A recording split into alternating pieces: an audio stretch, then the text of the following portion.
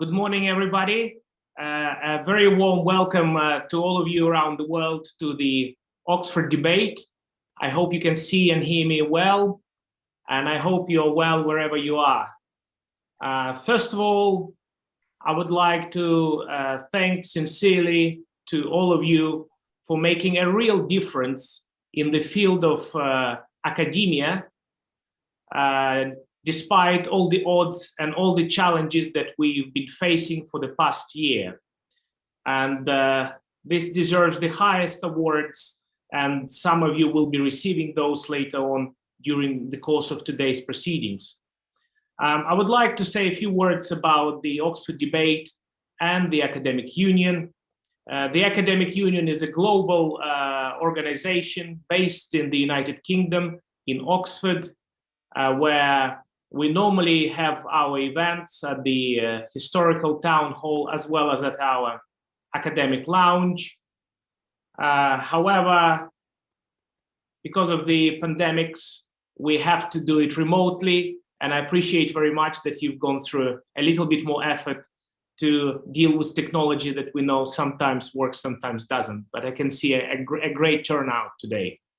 So the aim of the debate is to provide you a global platform for exchange of academic ideas, experience, share to the world your most recent achievements, so we can move forward towards building the great university of the future.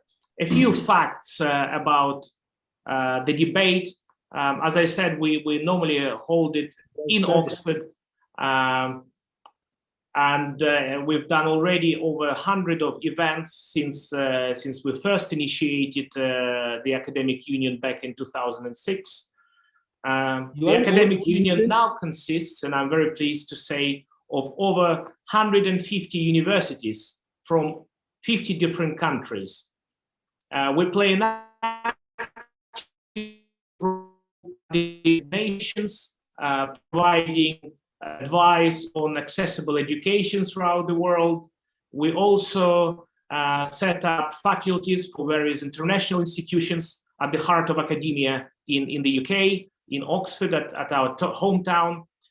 We organize numerous lectures, trainings, conferences in the UK as well as abroad, publish books. You can see perhaps one of our recent books that's been published on outstanding individuals in academia, and it's also accompanied with historical paintings and history of awards. That is available at Waterstones, and that also you can obtain a copy from us directly. We also have a speakers bureau with over 50 Oxford University as well as other British university academics who are available to provide advice as well as travel to give visiting lectures. But that's all in a nutshell about the Academic Union and the debate. I think the event is most of all today about you, and I'm really great to see so many academics from so many countries, outstanding academics, I must add. So one of our aims is to recognize your achievement and encourage you, of course, to make a real difference in the field of science and academia. I have one more role to play at this event, which is our award ceremony. I would like to now introduce our honorary title, the Professor of the Academic Union, which is presented to outstanding academics throughout the world, most deserving individuals for their great input into modern society. The title is a symbol of world recognition, and candidates are chosen based on the following criteria, and that is preparation and advanced professional training for postgrads and doctorate, establishment of various academic departments, development of innovative projects, development of new and existing theories in science, technology, and economics, publishing monographs, textbooks, and learning materials, as well as your participation in world. Of course, we do a very rigorous research through other sources that are available freely. It is my absolute honor now to present the title of the Honorary Professor of the Academic Union here in Oxford to Professor Charles Akechukwu Azimone, the Vice Chancellor of Nnamdi Azikiwe University in Nigeria. Professor Azimone is the first professor of pharmaceutical microbiology in southern Nigeria. His vector antiviral screening technique, developed in Germany, has revolutionized combating against HIV around the world. We sincerely congratulate you, Professor Azimone, with the honorary title of Professorship of the Academic Union in Oxford.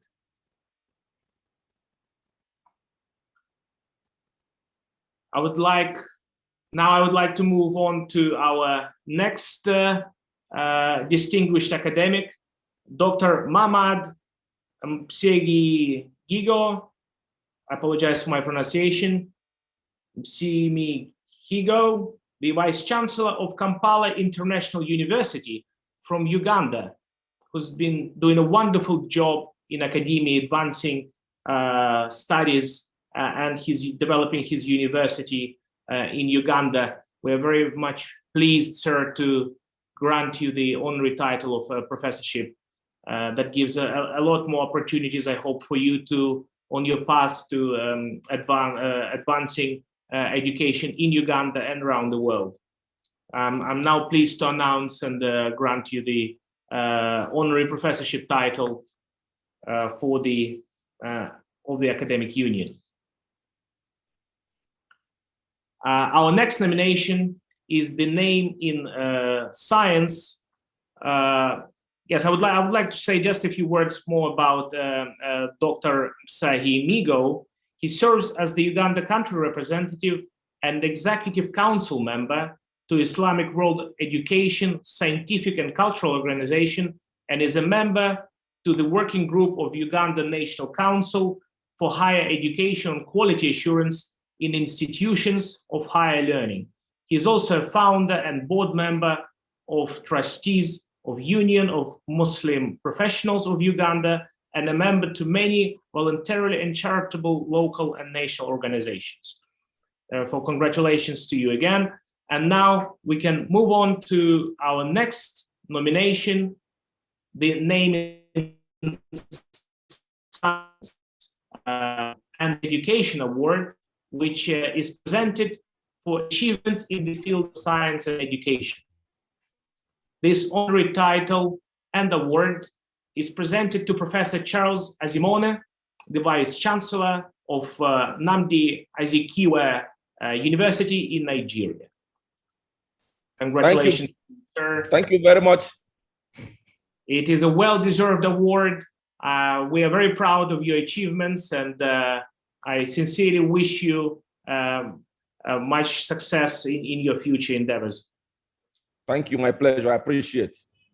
I also thank you so much, Ivan, and for the scientific community for choosing me and honoring me today.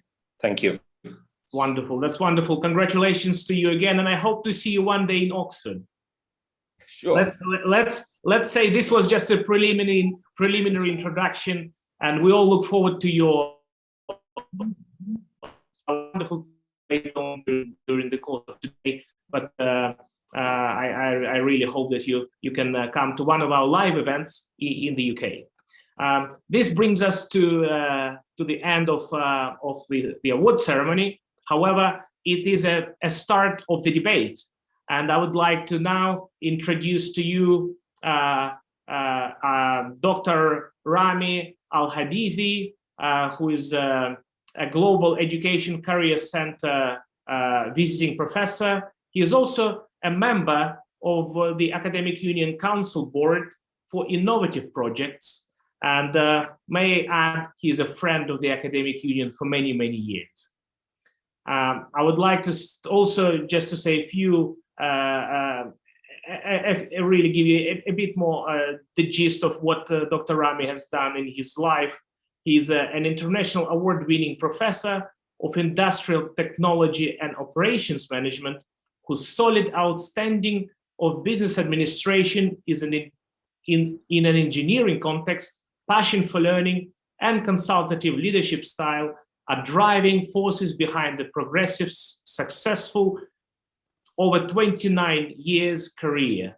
He enjoys inspiring students across the EMEA region to achieve their full potential in academia and personally. He's also a founder of academic departments, colleges, and programs around the world. And without further ado, it is my pleasure to hand over moderation to Dr. Al-Hadithi.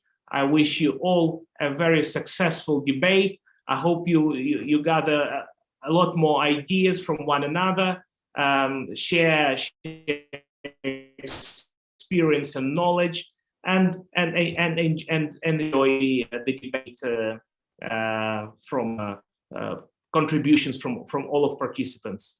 So thank you very much for your attention. Congratulations once again all, and I'm wishing you a wonderful debate. Thank you so much, dear Ivan. It's my pleasure to. Good morning, everybody. First of all, I would like to welcome all participants who will take part in Oxford debate. The goal of the Oxford debate is to collect, preserve, and popularize diverse perspectives on the future of education, innovative experiences, and forge collaboration between educational institutions around the world. We are glad to welcome today's speakers, experts, and participants from almost all continents. We are waiting for interesting speeches and active discussion of registered participants from Azerbaijan, Brazil, Canada, Colombia, Fiji Island, India, Iraq, Jordan, Namibia, Nigeria, Pakistan, Russia, Serbia, Taiwan, Uganda, United Kingdom, Ukraine, United States of America, and Vietnam. I would like you to know that the debate will be divided in two sessions. The first session is the University of the Future, and the second one, Pandemic Lessons on the Way to the Education of the Future. And also, the debate have a format where the speakers will have a chance to play an introduction video for 3 minutes, followed by a speech with a presentation slides up to 2 minutes, then a question and answers session up to 10 minutes. I would like also and would be very pleased if all participants to ensure that their microphone is turned off during the speaker's speech. I will offer participants a chance to ask questions to the experts during the Q&A session. And in order for you to ask a question, it is required to write in the comment chat the name and put either plus or question mark next to your name. I will then call on participants, and a participant has to switch on to camera and microphone before asking a question. Now we will start with session 1, University of the Future, which will highlight few issues and main topics. Your concept and aims of the University of the Future. Universities have to cooperate rather than compete. What should be the role of University of the Future in solving social inequalities worldwide, and successful innovative cases of universities and educational institutions worldwide. Now I will start with the first discussion topic. Your concept and aims of the University of the Future. What is the University of the Future intellectual and business model, and how pandemic and the quarantine restrictions influence your vision of the University of the Future? We have two speakers in this discussion topic, and it's my pleasure to invite the first speaker, Prof. Dr. Alexander Gorbanov. He's rector of Pyatigorsk State University from Russia. So the floor is yours, Prof. Да. Thank you very much. Ladies and gentlemen, dear colleagues, the future of the higher education, University of the Future, this is the topmost question, an essential problem, and a great vector of sustainable development. Thank you for the opportunity to share some of our ideas and views in this regard. Recently, debates in this sphere concentrate primarily on technical, organizational, informational points that was much stimulated by pandemic restrictions. I mean, distance, electronic learning, computing, instead of paying attention to the most important things, that is the content, the major aim of university education as itself. Here in Pyatigorsk State University of Russia, that means Federal Higher Education Institution, we now not only think over these important things, but also in the last period of time have been actively working out the concept, strategy, plans and projects, vector and direction of where and how to change and develop higher education as it is. And in accordance with this, where and how to change and develop our university. Not all universities in Russia, as well as in the world, have official documented strategies for more than 5 to 10 years forward.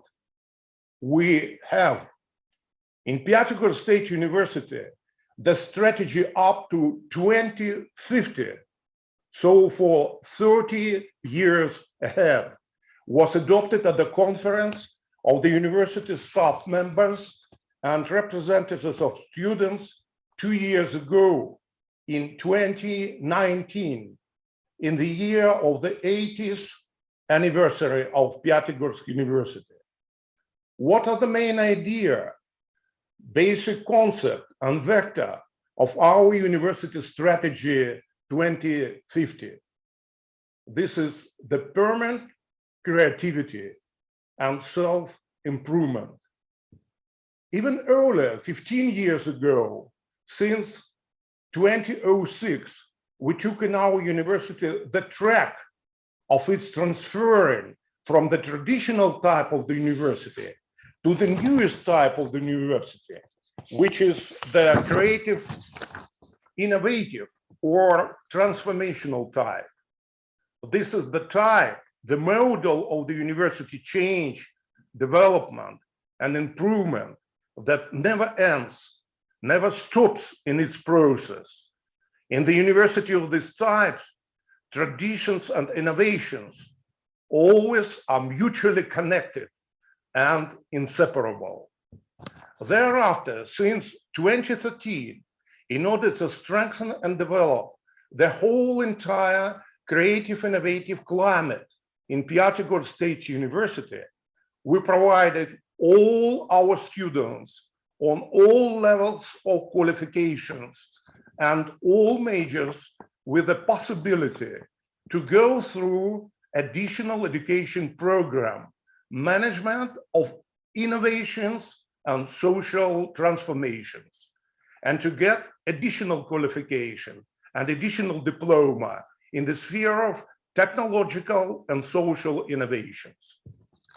The experience of all these previous years when Piatigorsk State University have been following this non-ordinary track confirmed to us that exactly the model of transformational, creative, innovative university is broader and stronger than those now existing and mostly known models, such as the model of research university and the model of entrepreneurship university.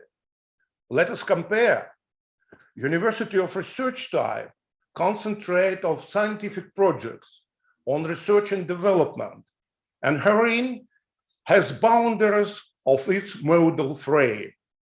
University of entrepreneurship type, if compared, makes a step forward further and promote the results of its intellectual activity up to the next technological phase and phase of their economic business usage, in which new technologies are created and then on the base of their implementation, new businesses are established.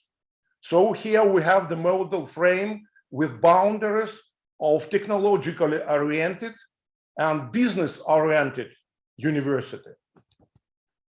But is this completely enough for the university itself, for the university of the future? Is this the complete real core of the university? We are sure that it is not, and not perfectly enough, and that it is not the complete real core of the university itself as it is. University in its fundamental concept is not equal neither just to science and scientific activity, not just to technological and business activity only.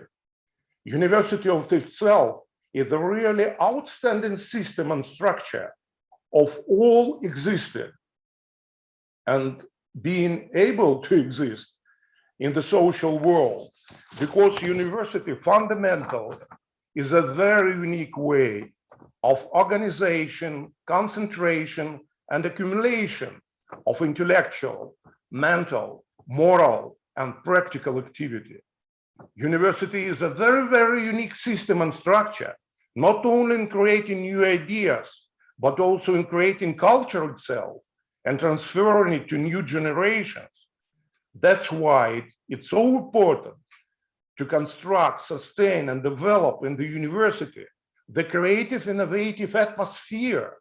So the creative, innovational, aspirational environment as a whole entity in all spheres of the university activities: educational, extramural, scientific, projective technological, international, and also in social and civil activity spheres, and in students' government, in sports, in volunteer movement, in artistic sphere.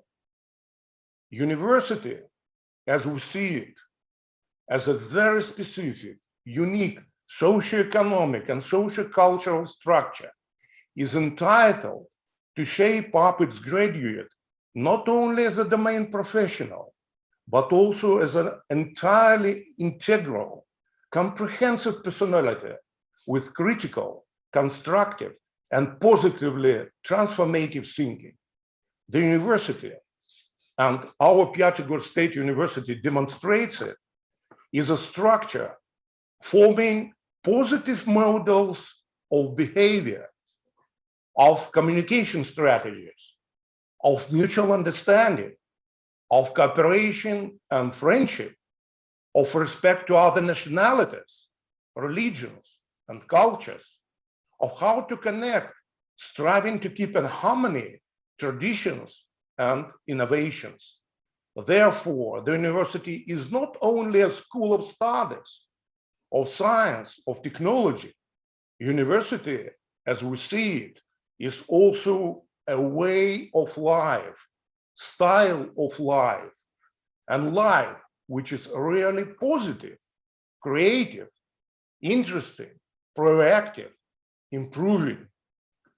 That is why we may conclude that the vector of the university of the future is oriented to transfer from the today's situation where university graduates step up from university just as the main professionals to prospectively new situation where the university graduates would be capable to act as real transformational, constructive leaders, innovators with a broad mindset, positively improving both economy and society, and even the type of social relations itself for the good of all humanity. Thank you for your attention. Thank you very much, Prof. Dr. Alexander, for the interesting speech. We should have started with the promotional video about the university, but we will play it right now. Thanks a lot. Thank you very much. Professionalism, quality, prestige, value, uniqueness. Piatigorsk State University. Piatigorsk State University, PSU, is a major innovative, educational and research center of South Russia, widely known throughout the country and worldwide. The PSU campus spreads across one of the most beautiful areas of the city of Piatigorsk, the precious gem of Stavropol region and the Caucasus Mineral Spa area. Russia's great poets and writers, Alexander Pushkin, Michael Lermontov, and Leo Tolstoy, who were inspired by its beauty and spirit, glorified the city in their literary masterpieces. Founded in 1939 as a teachers' training institute, Piatigorsk State University has become a multidisciplinary humanities institution. Today, it is one of the few universities in Russia that implement professional training with a special focus on foreign languages and is well known under the brand of university that opens and transforms the world. A wide variety of academic programs is offered here: international relations, world economics, international journalism, public relations, public and government administration, linguistics, cross-cultural communication, translation, pedagogical education, tourism and hotel management, law, psychology, information technologies, cybersecurity, architecture, design, and many more. In PSU, students study English, French, German, Spanish, Italian, Portuguese, Polish, Croatian, Greek, Arabic, Chinese, Turkish, Hebrew, Russian as a foreign language, as well as languages of the peoples of the North and South Caucasus. Piatigorsk University is an active member of UNESCO's International Association of Universities, International Association of Applied Languages, EuroDeep Association, U.S. National Association of Communication, Consortium of Humanities Universities of the Shanghai Cooperation Organization.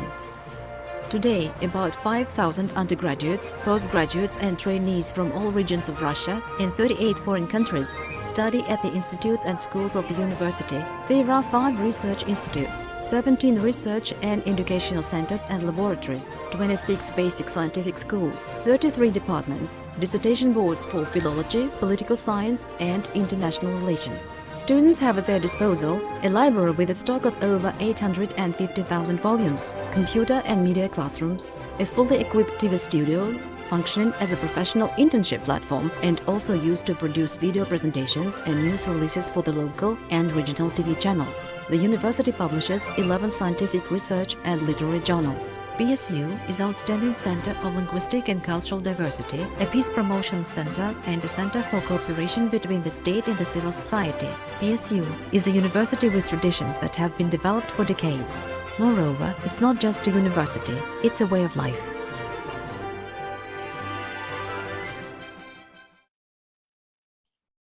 Thanks again, Prof. And now I will move to the second speaker, and I would like to invite Prof. Charles Okichoko Ozimon, the Vice Chancellor of Nnamdi Azikiwe University from Nigeria. We will start with the video, then after the video, the floor will be yours, dear Prof.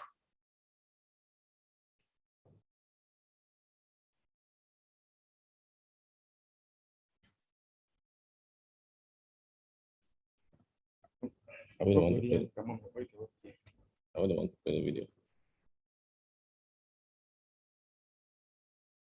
was just looking to play the video.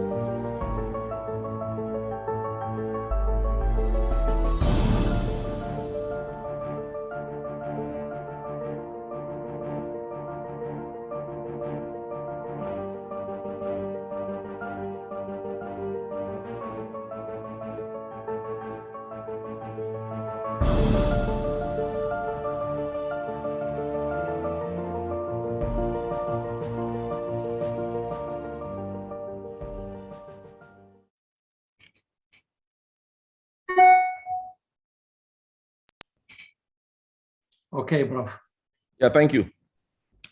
There's a problem with the video. It says unable to. The host has to enable the video.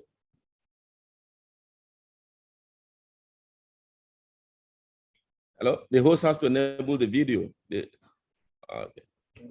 Yes, Prof. We've seen the video. No. I mean, my own video is off, so you can't see me as I'm speaking. Can you see me? No, we can hear you, but we can't see you. We can't see you. You've got a problem with the camera? No. I was disabled by the host.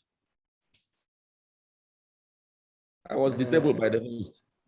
No, I think it's from your side, Prof. Try again, because we didn't disable any host. Make sure your camera is well connected, please. I have to go on because it is telling me the host has disabled you. That's the message I'm getting from here. Okay, thank you. Good morning, everybody. I would like to thank the organizers of this Oxford debate for the opportunity granted me to present in this very unique occasion. And special thanks to the Academic Union. When discussing the University of the Future, we have to examine the University of the Present as it exists in the North and the South. The story is not exactly the same in these hemispheres. In the North, the universities are more of corporate institutions supported by grants from the government. They have their autonomy and are self-governed. Their imaginative abilities are let loose to roam, to query, and to form. These often result to new knowledge, new ideas, and new understandings. Funding for the operations come from tuition, from business ventures, and often started from research outcomes, consultancy services, research grants, from governmental and non-governmental organizations and industry collaborations. They often speak or seek to acquire global appeal by attracting international scholars from all over the world who foster world-class research.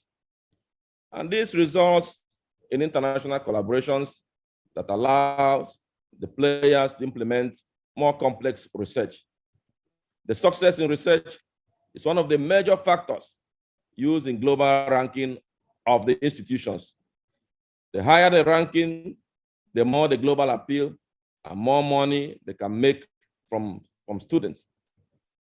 Universities in the North and the Northern Hemisphere not only have collaborations with other universities, they also have strong collaborations with the industry. And the universities in the North are poised to make differences through such collaborations. The industry is a major source of funding for research. The research outcomes, in this case, have ready marketers because they were meant to close an existing gap in the market. To strengthen the influence of the universities on the industry, some governments, like that of the UK, established the Knowledge Transfer Partnership, where the government makes funds available to enable bright graduates to solve problems in the industry under the supervision of their department. Furthermore, the universities in the North have been using ICT for most of its operations, including teaching for over 2 decades. However, even with the high capacity of internet resulting from 4G and recently 5G, physical classrooms has always been the norm. Online degrees and short courses were looked down on until recently. However, the has changed all of that. An attempt to apply for courses in the UK universities now shows that many of the courses have online study options. This is now the new normal. On the contrary, in the South, especially in sub-Saharan Africa, the universities are often state-funded, except for the privately owned universities.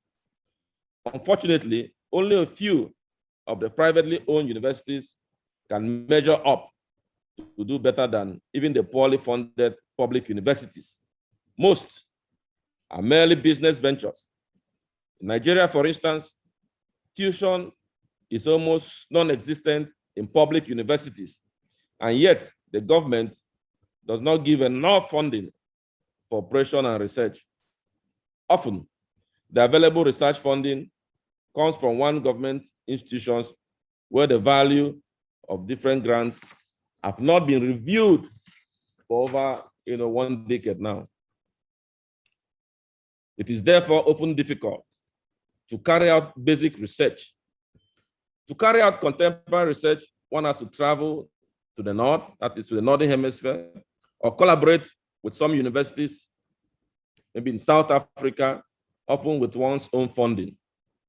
Winning international grants is very difficult for anyone who has not had any dealing with the North, because the data generated are often preliminary and weak. As a result, publications are not possible in high-impact journals for a majority of those from this part of the world. Consequently, these scholars and universities, they lack international visibility. They have low global ranking, and they are unable to attract top grants or top international talents for research and top international experts or staff. This leads to isolation for most of the university teachers who may never have international exposure to acquire international best practices. These same people are the ones that teach students, and so the cycle continues. While the North started digitization of processes over 2 decades ago, most universities in Nigeria are still grappling with the digitization of academic processes, including teaching. There is barely enough internet to go around, and on the contrary, internet access is taken for granted in the universities in the North. So bringing digital change has been an internal issue in many universities where the staff either think we're being too fast or it is entirely not necessary, and therefore they are not interested. Older professors see digitization as unnecessary, and the average staff thinks it is difficult to adapt and restrictive. These positions have shifted a little with the global visit of COVID-19. The scholars in the South are eager to work. They're eager to collaborate, to teach, and to carry out research, but they are limited. Therefore, most of the universities in the South are light years behind those in the North when comparing these characteristics that typify modern universities of the 21st century as discussed above. The universities in the South are poorly funded and majorly under the control of the government, who provide mostly limited funding. Innovation is therefore only spoken about and not seen to happen unless we move north. Industry funding is not forthcoming because they believe the universities lack capacity to carry out credible research and development. Therefore, they are outsourced to the North. So when we talk about the university of the future, it is important to discuss the projections with the huge chasm that is between the North and the South at the back of our minds. We need to talk about this University of the Future very critically. According to a recent tweet from wired.co.uk, COVID-19 has accelerated our digital development 5 years into the future. This, I believe, is a summary of what happened in the last 15 months in the North. Within this period, we have seen universities, especially those who were more strategically prepared, we have seen them adapt faster than others, such that some universities in the North declared a whole session as a virtual session. Other universities in the North followed suit, and most lectures were conducted virtually. This is a situation which no one envisaged prior to January 2020. Institutions were able to cover up for lost grounds before the lockdown were lifted.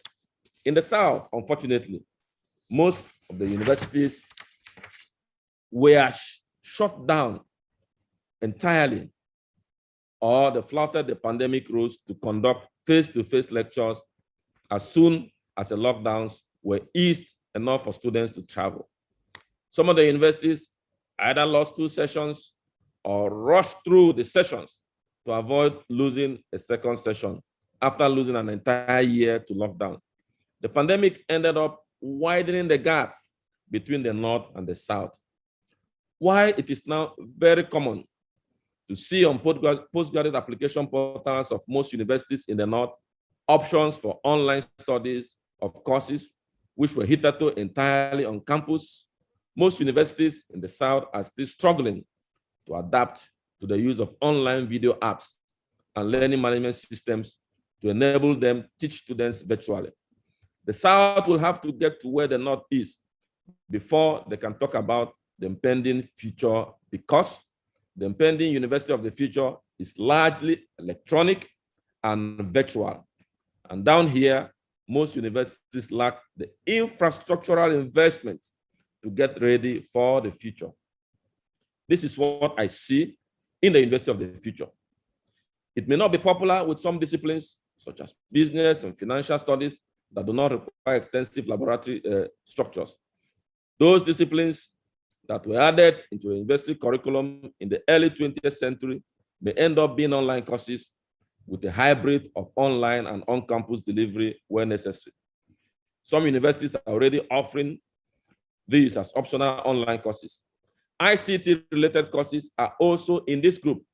Some of these disciplines have major companies that currently hire based on competence and not degrees, companies like Amazon and Google.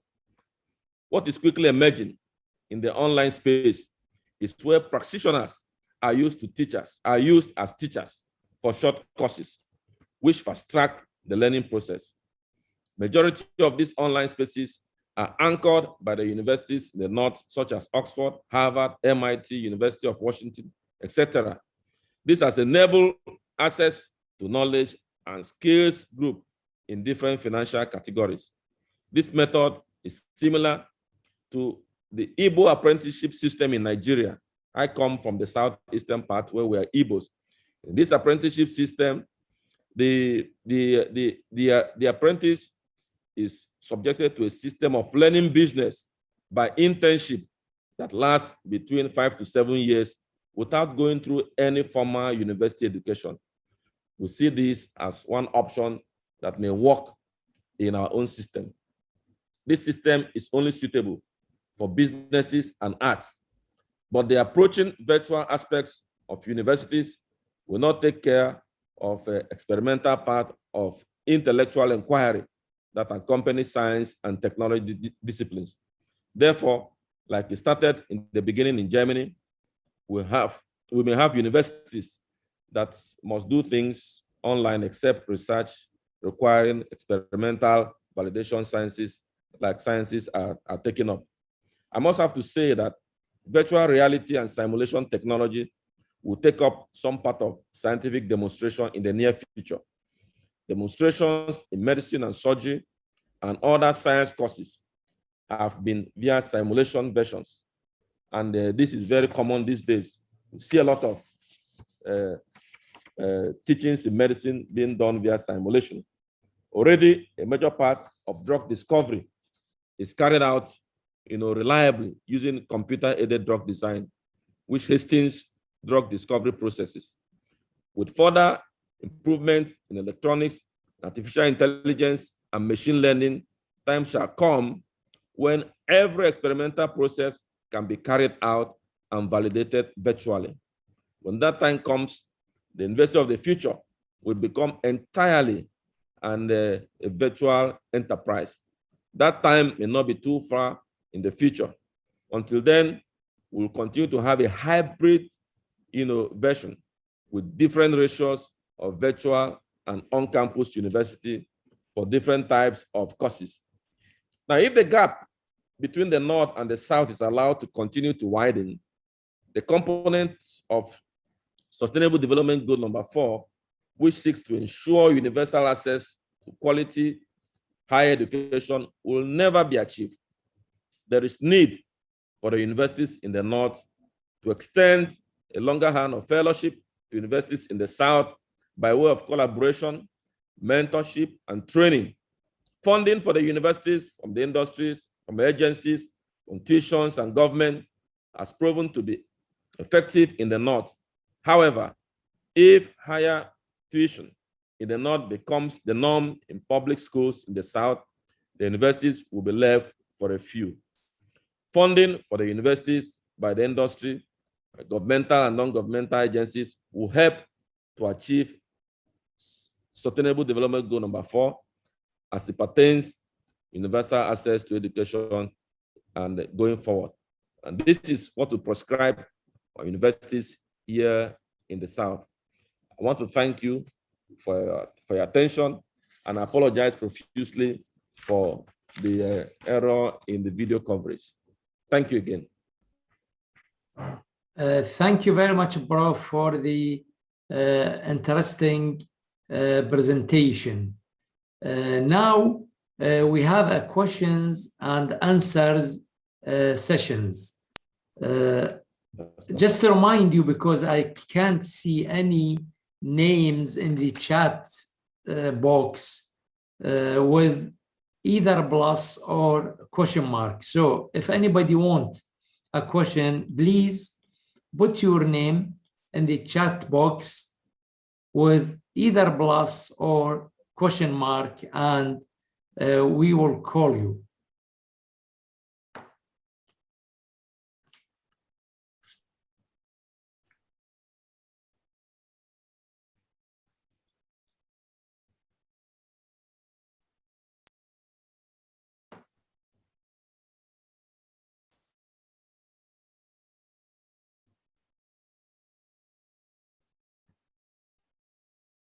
I can see Ismail raising his hand. Go ahead, Ismail. This is Ismail Jagenda, Rector, Islamic University in Uganda. I want to thank you so much for this wonderful opportunity. And I want to thank also my colleagues who have really explained the new university as we imagine it. My question is, especially the last speaker who talked about universities in the South that have so many challenges. In what ways can we quickly galvanize? I think one of the major issues is that we are not looking at the local resources properly. The universities in the North go out and search for these resources in their societies, either businessmen or what, and the alumni, they seek them out, and how can we do that in the South, where we also look around and look for the resources around us? I think the resources are there, but we've been used to getting handouts from government, and so maybe it's a mindset issue. Thank you. Okay. Yes, Prof. Charles. Okay, can I ask? Thank you very much for that question, because it has also given opportunity to open up on expansion what I was discussing. You see, there are three areas we need to really focus on for those of us in the South. Number one, we need to enhance South-South collaboration. You know, without collaboration, no nation can go to the next level. We need to enhance collaborations within ourselves first, identify our strengths and come together and collaborate. Number two, we also need to get conscious collaboration with the universities in the North. Like the virtual platform now has offered that. For instance, in my university, we are now opening up collaborations with certain universities that ordinarily would not have done. For instance, we are contacting, and I believe after this, we will be talking with the University of Oxford University, so that we can do research, we can give lectures. With the online application of teaching now, professors in Oxford, in Harvard, can actually mentor and coach and supervise students in any university in Africa. So it is left for the North to extend their hands and make that available. Now we don't talk about the issue of time and constraint, because you may not be able to come, but you can stay wherever you are and deliver lectures and supervise students and mentor students, because what we need is mentorship. Mentorship is not there. Many of the researches we do, we need to go to the North to do them. And we need people to mentor those who are here. So the first thing is the South-South collaboration has to be enhanced, and then we need to also extend. The third one, which you also mentioned, is that we have resources here, but our industry, so it needs a radical change in policy, that the industry should necessarily depend on universities here, for their innovations. COVID-19 challenged us, like in Nigeria now, many universities have been challenged to come up with products. And I tell you, you see the amount of grants, amount of innovations that are coming up. In my university, for instance, several innovations. We are developing kits, we are developing some medicines. Right now, we are doing collaboration with the University of Ghana with COVID-19 drugs and vaccines. Before now, it was not possible. So the challenge to look inward and for policy to force industries and so to collaborate with universities is what we need to emphasize. So government need to hear about this. Thank you very much, Dr. Charles. And I can see a question mark from Dr. Deebasis Dak. Yes. Yes, go ahead. Yeah, am I audible? Yes, Dr. Deebasis, you can ask your question.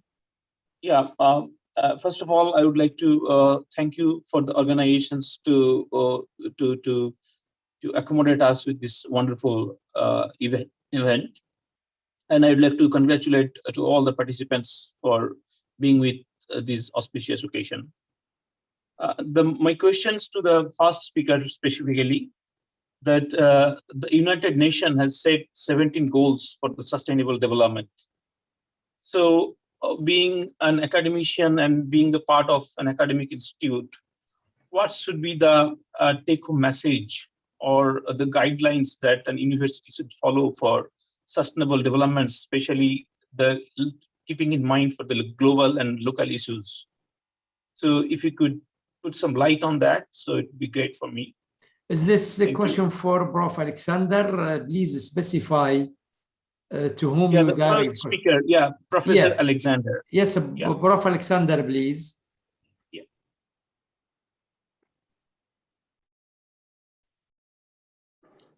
Can you hear me, Prof. Alexander? Yeah. Yes, yes. What was the question, if you can repeat it, if you... Like the whole world is talking about the sustainable development, and the United Nations has set 17 goals. So my question is, being the part of an academic institutions, so what should be the role of an academic institute to follow to achieve that goals for the sustainable development locally as well as globally? That's my specific question. Hello.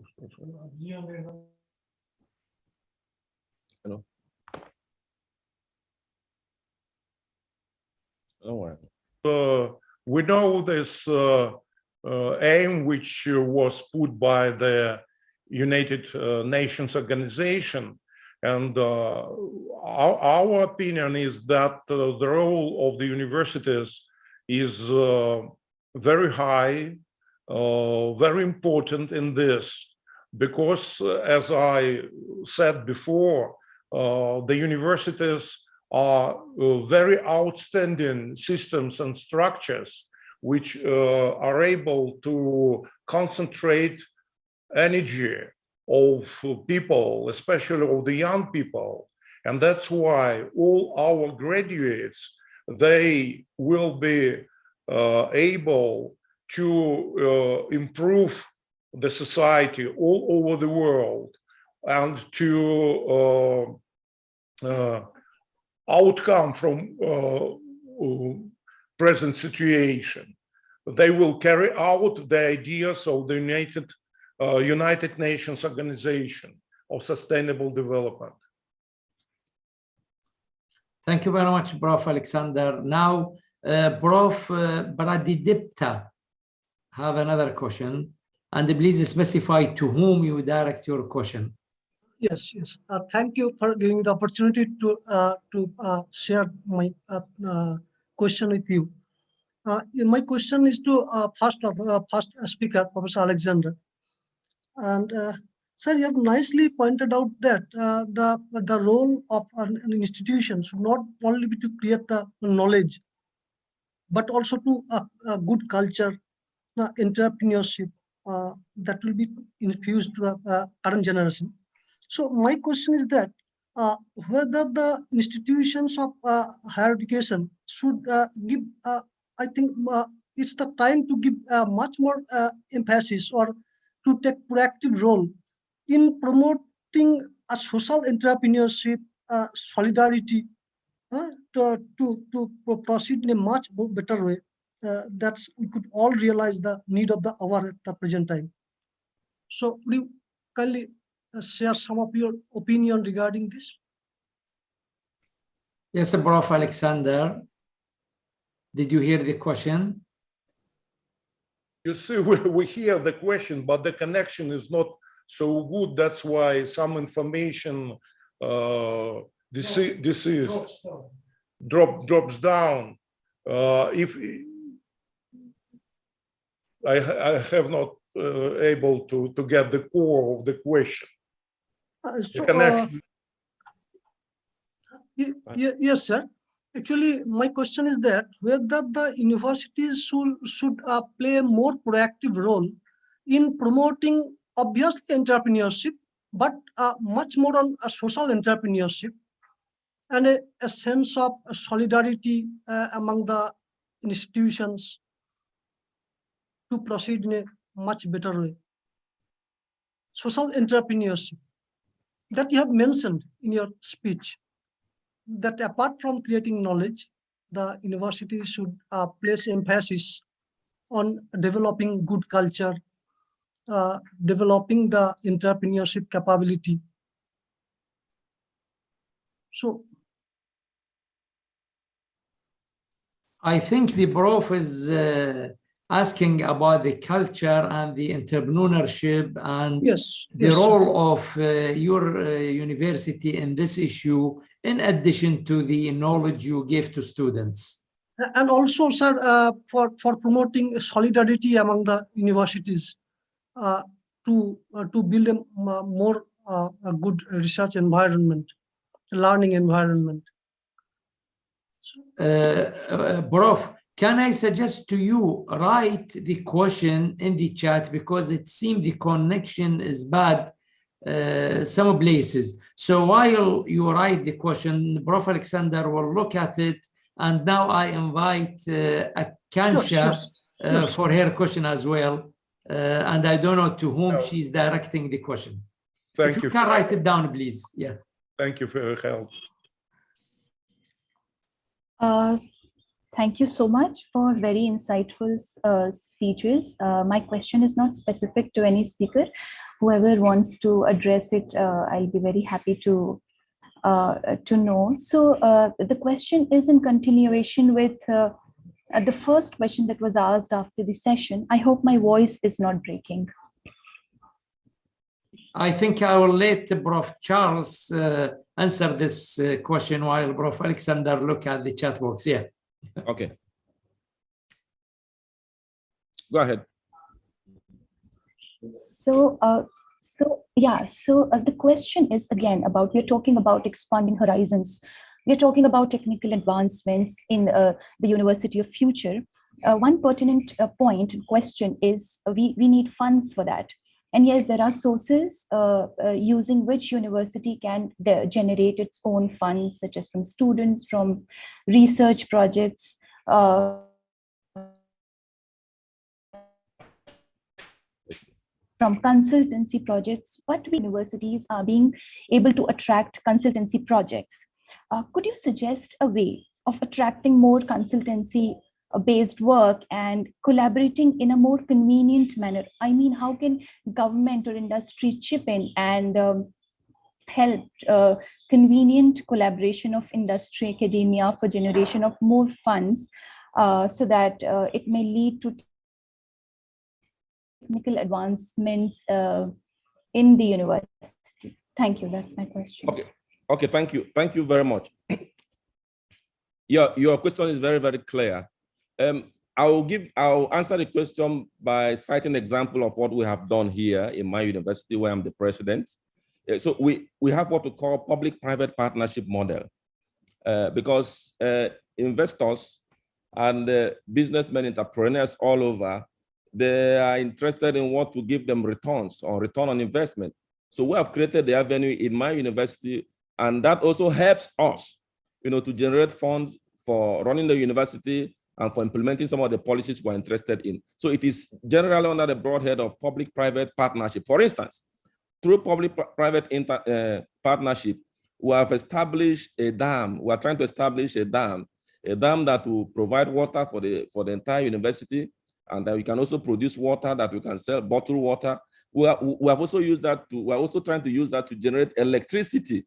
We plan to generate about 10 megawatts of electricity that we use in the university and also sell to others outside, and the public investors are coming.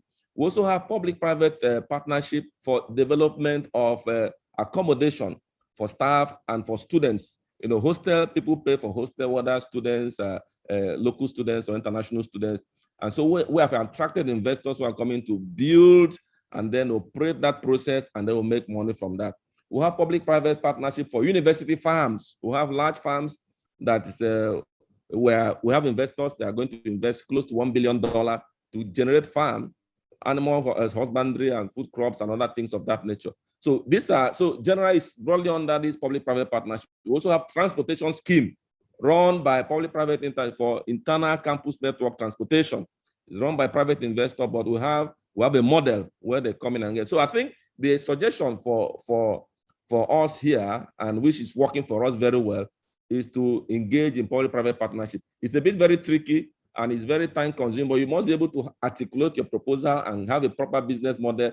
So when the investor looks at it, he will clearly see within a number of years return on investment, and they can now invest in that. Because government alone cannot provide funding. We saw that government is not able, and if we wait for government, we won't go far. So we adopted that model, and it's working effectively well for us here. So I will quickly want to share more ideas on our successes, on our challenges on that private. Thank you very much. Thank you so much, Prof. Now I have the last 3 minutes for the last question, and I will call Prof. Sonali to ask her question, please. Thank you, sir. Very simple question to Professor Esivon. I just want to say, after this pandemic situation, will full-fledged virtual universities become a reality in near future? What does he think? Yeah, full-fledged virtual universities. Yes, thank you. Yes, it's going to be, of course, it's gradually becoming a reality. It's becoming a reality. Even in our own system, in our own setting here, where before now, it was difficult to get people to even do simple WhatsApp messages. But now, our postgraduate lectures, almost all the lectures, that's why I was saying that now we have collaborators with people from Harvard, other universities who are teaching. This morning in my university, a lot of, we are doing postgraduate defenses, external defenses. All of them are virtual. The external examiner doesn't need to come. They can stay anywhere, so you can supervise from anywhere. So I believe in the next couple of years, it will become a full reality because we're already adapting. Whatever was the hindrance, whatever was the phobia, whatever was the inhibition has been taken away. All it needs is a little bit of upgrading our infrastructure, which we're investing on in other places, and the willingness for people to now know that there is a change. We are doing almost everything here now virtual in my university, and before now, bet me it was very difficult. The people don't even want to teach with PowerPoint. The extent of teaching with PowerPoint was very difficult, but now it's taken. We have a learning management system. It's online, it's virtual. People are keen to it. Our students, everybody is doing that. So I want to say yes, categorically, it will become a reality. Thank you very much, Prof. Thanks a lot for the nice presentations and the answers for the questions. Now we will move to the next discussion topic, and it will be about universities have to cooperate rather than compete. Are you ready to start communications and joint projects with other colleges worldwide? So we hope during the 2 speeches in this discussion topic will answer those 2 main questions. So now I will call the first speaker, Dr. Mohammed Mizahigo, the Vice Chancellor of Kampala International University from Uganda. First, we will play the video, then you have 10 minutes to present your speech. When you think of a university, you think of a place where you will go to cut out your future. And when you get there, you realize there's a lot more to it. The beautiful structures, facilities, and ambience. A place where you meet great minds, learn from each other, experience different cultures, as well as master the art of fundamental problem solving. Be part of a whole different study experience with Kampala International University, KIU, exploring the heights.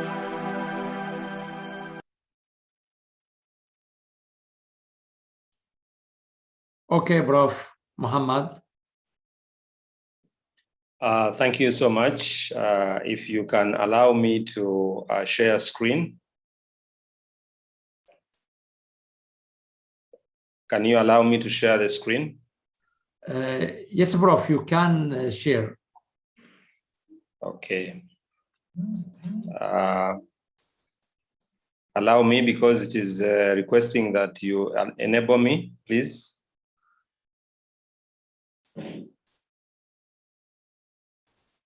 Okay, very good. Thank you so much, Your Excellencies. I hope I'm audible. Al Hadith, am I clear out there?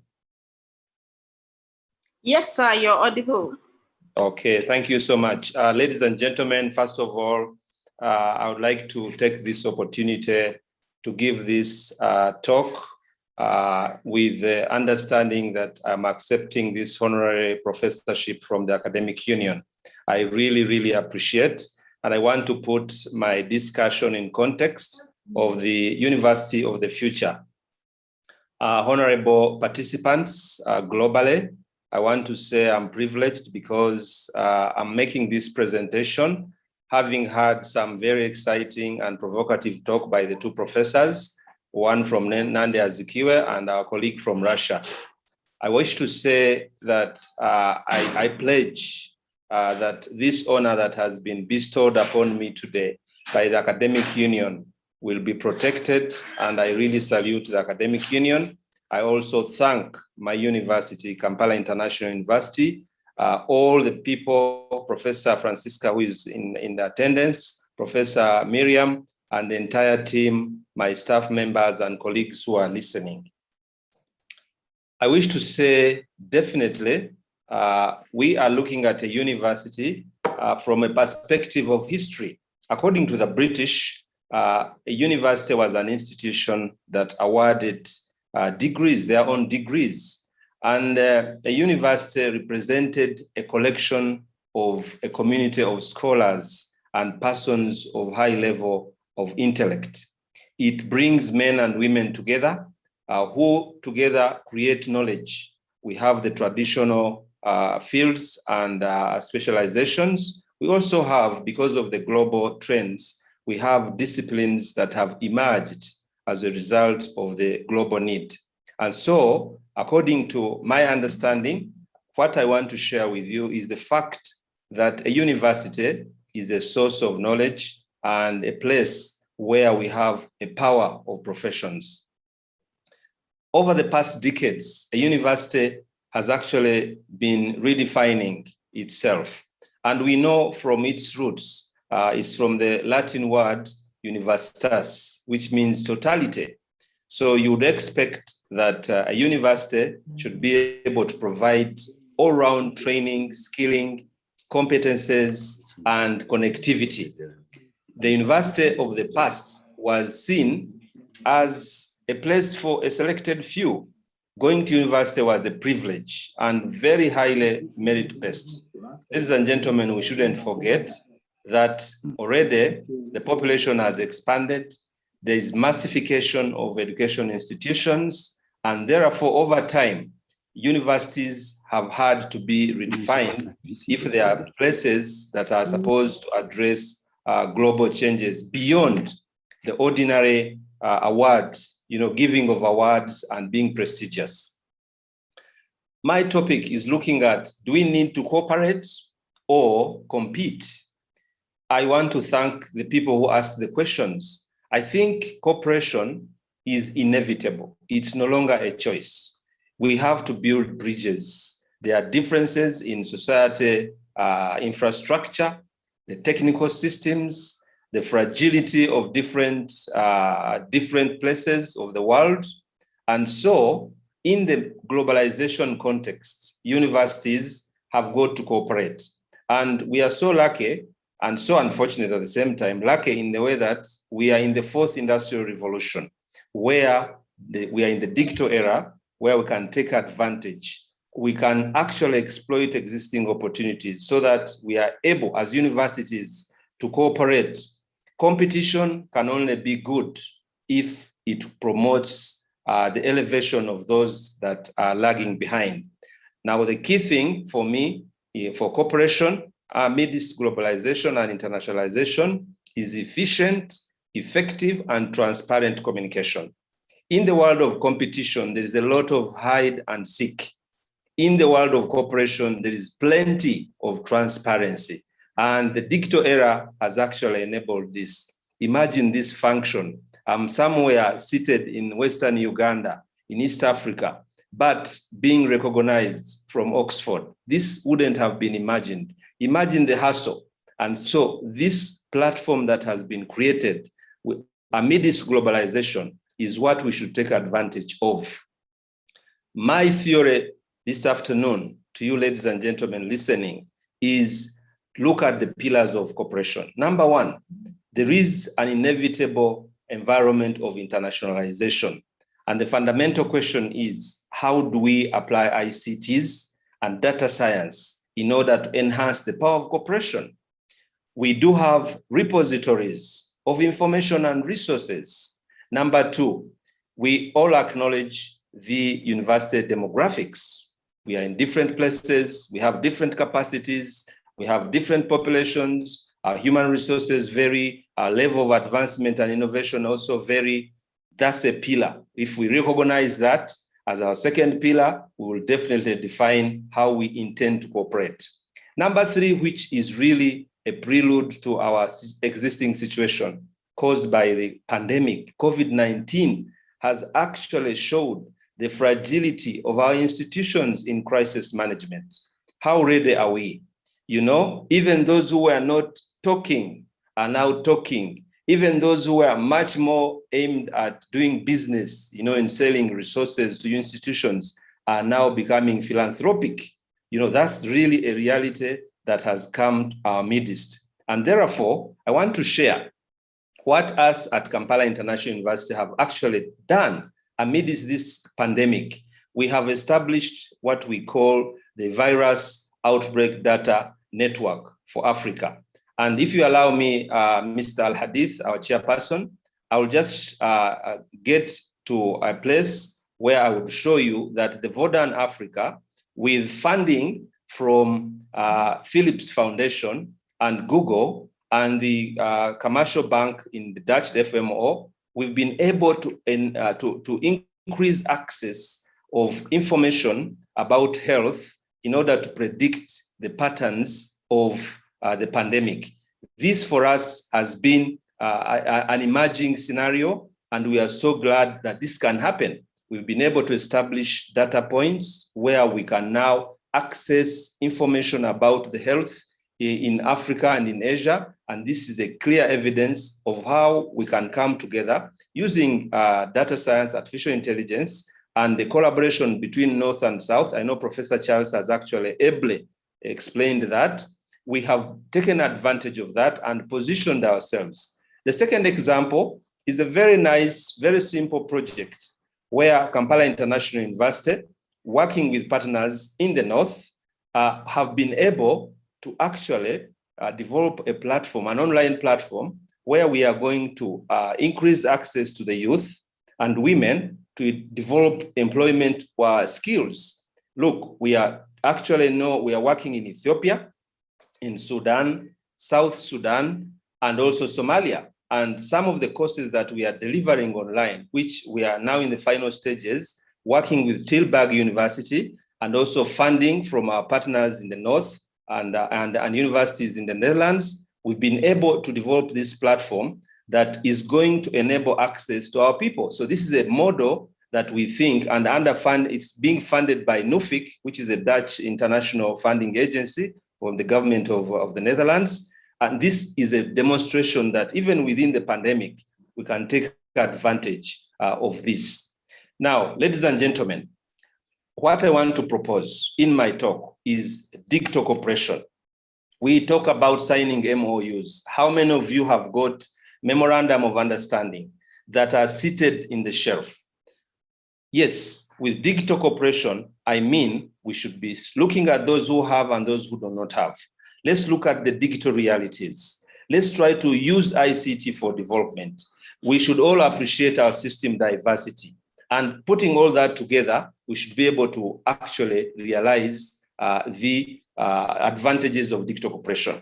Chairperson, as I come to the end of my talk, I want to introduce this concept of reverse linkages for the trailing world countries, for the trailing universities. The reverse linkage simply means that you have a big brother university or institution, whichever it may be, and you have a small brother institution. Rather than out-compete, rather than create trouble, you can say, look here, I do have this capacity. Can you come on our platform and we work together? So we have universities that are ranked differently, have different capacities, they have different niches where they exist. We do have government and non-government agencies. We appreciate the diversity in the education systems, but I'm sure with reverse linkages, we can actually pilot using digital technologies, we can pilot and envision common goals. We need to find some champions. I can say ably with a lot of pride that Kampala International University has taken advantage of this pandemic and has used digital technology with the partners in Africa and in Europe to actually pull out a very big project which is going to help us for the years to come.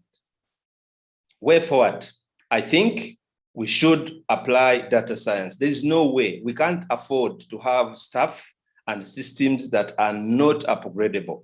We must use our very best brains in the institutions to be able to adapt to technology. We should develop two-way systems, and I want the academic union, Oxford, to try and pick up this and see how we can form a big, convergence point where the big brothers and big sisters in universities can actually assist those who are trailing. Let's understand the dynamics of internationalization. There's no more hiding. The education is now beyond borders, and technology can do for us that. Let's enhance cooperation and efficiency. Let's continue benchmarking. And therefore, I take this honor on this great day when I'm being honored to thank the Academic Union for your merit-based selection of the award I've just received, our Chairman, Board of Trustees, Kampala International University, and members, chairperson and members of the University Council, some of them, Professor Jessica and others, are in this meeting at the moment, the University Senate and management, students, staff, communities, Professor Miriam Van Reysen, Francisca, Janice, and the entire Vodan and the DISH project team, the NUFIC team, members of my family and the media fraternity. I really thank you so much for listening to me. Thanks a lot, Prof. Muhammad, for this interesting and hot subject, really. Therefore, I will let the participant to ask questions because you tackled a very, very important pillars in your speech. So please, everybody got a question. Just put your name in the chat box with plus or question mark with it.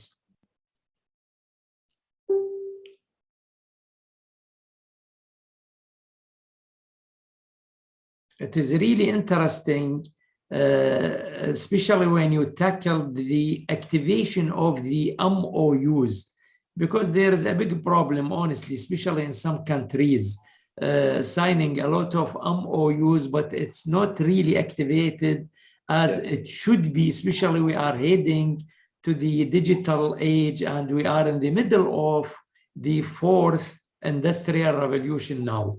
Neha Ansari, go ahead, please. Good afternoon, sir. So it was a very good session. So Dr. Mohammed, I have a question. You talked about reverse linkages, especially in relation to digitalizations, what we have right now. Okay, but see, in case of digitalization, it is like you can communicate through and through via any of the digital media. But being a researcher in laboratories, okay, it is a very big problem for us to communicate on a large platform in a global manner. So can you just speak about how would this reverse linkage can help us in relation to the researches which we do in our laboratories? And can you put an idea about that which can help us in future? Okay, can I answer that, Prof. Al-Hadith? Yeah, go ahead. Yeah, thank you so much, Neha, for that interesting question. The basic principle of reverse linkage, first of all, is the level of transparency you have between the partners. So what happens in a normal situation, you would actually have a selected teams for a particular project in which you would like to do a reverse linkage. And now then that team works hand in hand with the team that is going to assist. You undergo training and then on the areas of collaboration. Now, when it comes to digital collaboration through reverse linkage, there's definitely an infrastructure gap that may exist between the big brother, allow me to call that a big brother or big sister, and the receiving or the collaborating institution. So part of the project would actually be either pulling resources together and ensuring that the platforms that are now communicating, whether it's through research or sharing repositories and so on, is enabled for a particular level. We can't go massively. We can go in stages and in phases. So that is really very, very possible. And also, there's need for you to establish a framework of collaboration, which is outlined in the MOUs. Unfortunately, as Hadith said, many of these MOUs actually pick a lot of dust on the shelves. Thank you. Thanks a lot, Prof. Jury Sankar, Dr. Jury Sankar.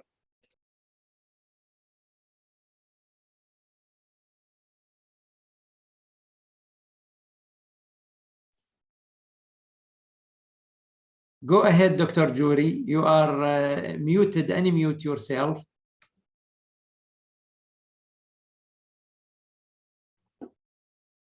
Hello. Am I audible, sir?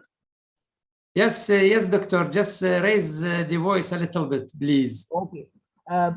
First of all, I congratulate Professor Muhammad for deliberating on a very new subject, opening up a new horizon of thinking, which is beneficial not only for the application of this idea at the regional level, but also worldwide application, which can actually benefit the entire mankind. But I have a doubt which I need to put forward, and I think Professor Muhammad is there to clarify this idea. Because whenever we collaborate, even within a close fabric or close connection, we actually think in terms of comparison and conclusion. So even when we work through collaboration and cooperation, our tendency is often to compare the process and to draw conclusion. So don't you think that that whenever we actually apply our judgment to compare the process, how it is working and how it is efficacious, don't you think that such thing actually creates some sort of friction? It may create some friction, it may create some differences of perspective which needs to be resolved. Otherwise, the collaboration process will entirely break down. So that is my submission, that how the system of comparison and conclusion, there is the value judgment that actually works through the process of collaboration and mutual reciprocation, it will operate in a smooth manner. Because if it is a time-bound program, it is bound to happen that the both institutions or the institutions who are linked up through the MOUs, they will compare the things from their own perspective. So don't you think that there is a potentiality of some frictions which needs to be smoothened at the very beginning, or some innovative modalities to be found out? That is my point, sir. Okay, thank you so much, Dr. Sankar. In fact, you are right, and the context in which I made the suggestion of reverse linkages and cooperation rather than competition is the fact that there has to be a paradigm shift. Actually, what happens in real life, the vice chancellors, the leaders, the presidents of the universities, the directors go ahead, they sign, there is a ceremony, and then it remains in the silo. Now, who is supposed to implement this collaboration? And I agree with you, at the university level, they may have these judgmental conclusions, say, no, we can't collaborate with this university. How is it ranking? You know, who are they? What kind of innovations they have done? So because there is a global reality, we have to really fight on and try to encourage a paradigm shift where the big institutions, those that have actually broken the barriers of recognition and are out there, have got to say, okay, what do we have to give back? How can we help the trailing? I don't want to say third world, because coronavirus has more or less put everybody in the same world now. It doesn't matter. So even with digitalization, I think efforts have to be done. So my suggestion on that is we need to identify the champions of these reverse linkages and collaborations at institutional level. You as the vice chancellor, as the head of the institution, need to have a mechanism where the people connect with other people at their levels, and then roll out. And then with digitalization, we can actually do the monitoring and try to see where things are working or not. But actually the issue of the mindset is likely to take a while before we all stop judging, others by who they are, but instead try to see what is it that I can harness with another institution in India, with one in Canada, and with one in the US or in Uganda, wherever they are. That's really the critical point about reverse linkages and collaboration rather than competition. Thank you. Thank you, sir. Thanks a lot. Now, Mirjam, please.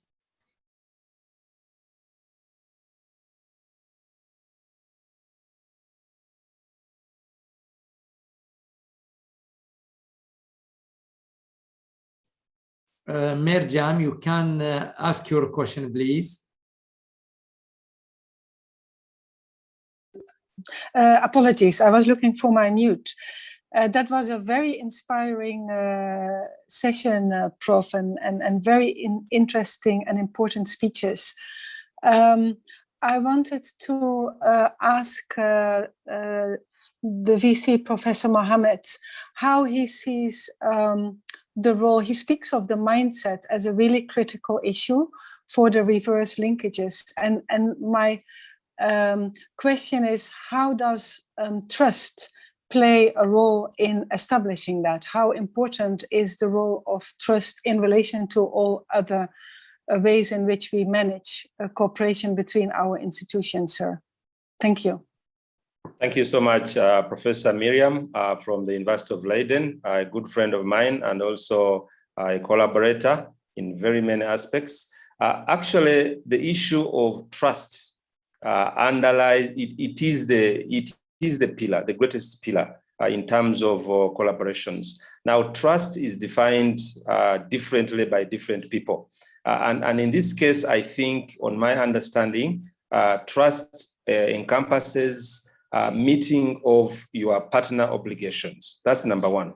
I mean, if we do agree to engage in a joint project, in a partnership, and the terms and conditions are very clear, number one, I think, meet your part, I meet my part.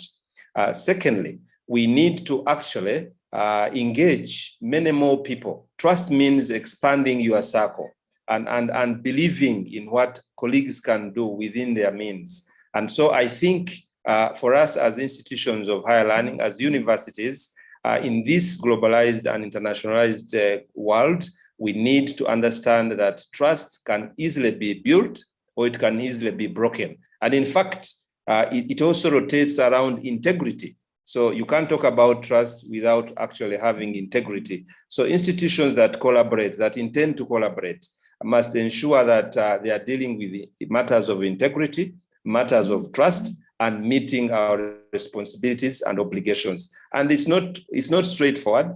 And I think one of my suggestions would be to give our teams more exposure and show them some case studies where trust has actually caused, loss of trust has actually caused a loss of big time funding, big time collaborations, and even a withdrawal. You may actually initiate a project, and actually ensuring that your institution moves along those lines is critical for the continuity of the collaboration.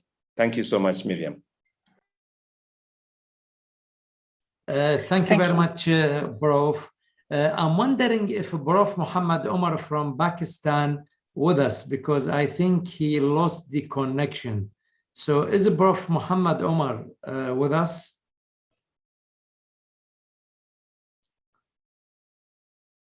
I think he lost the connection. Then I would like to thank all the participants, and now we are going to a 10 minutes break, 10 minutes break. So we will come back at 12:13 UK time, 10 minutes. Thanks for all.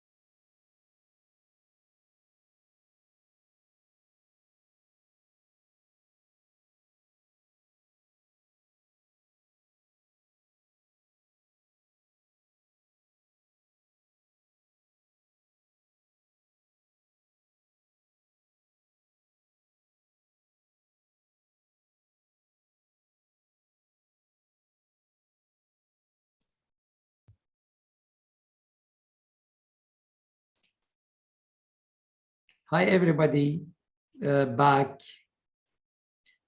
Now we will start with our next discussion topic.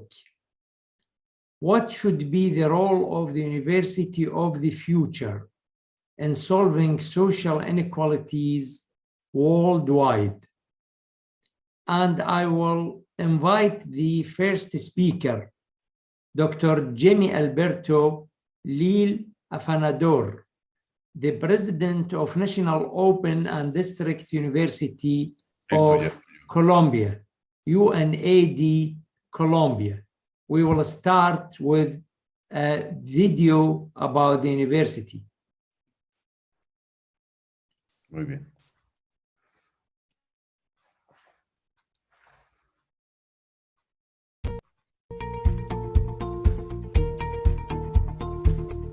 Hablar de la Universidad del Futuro en este importante evento organizado por la Academia Universitaria Oxford, pues indudablemente nos debe de llevar a determinar los propios desafíos de la sociedad del conocimiento. Es claro que los sistemas tradicionales de la organización educativa poseen una escasa capacidad de respuesta a la evolución de los entornos, hoy en día desafiantes como nunca. Caso particular, el COVID-19, la pandemia que estamos viviendo, y donde hemos visto la escasa capacidad de respuesta de las organizaciones tradicionales.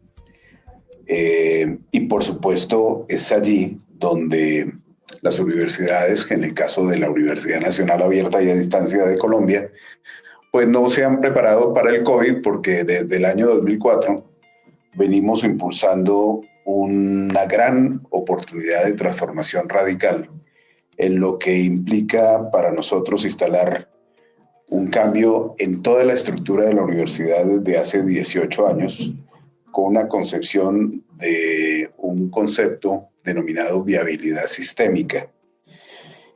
Un concepto que se deriva de la cibernética organizacional, que nunca antes había sido instalado en una organización educativa colombiana y mucho menos en una organización pública como lo es nuestra universidad.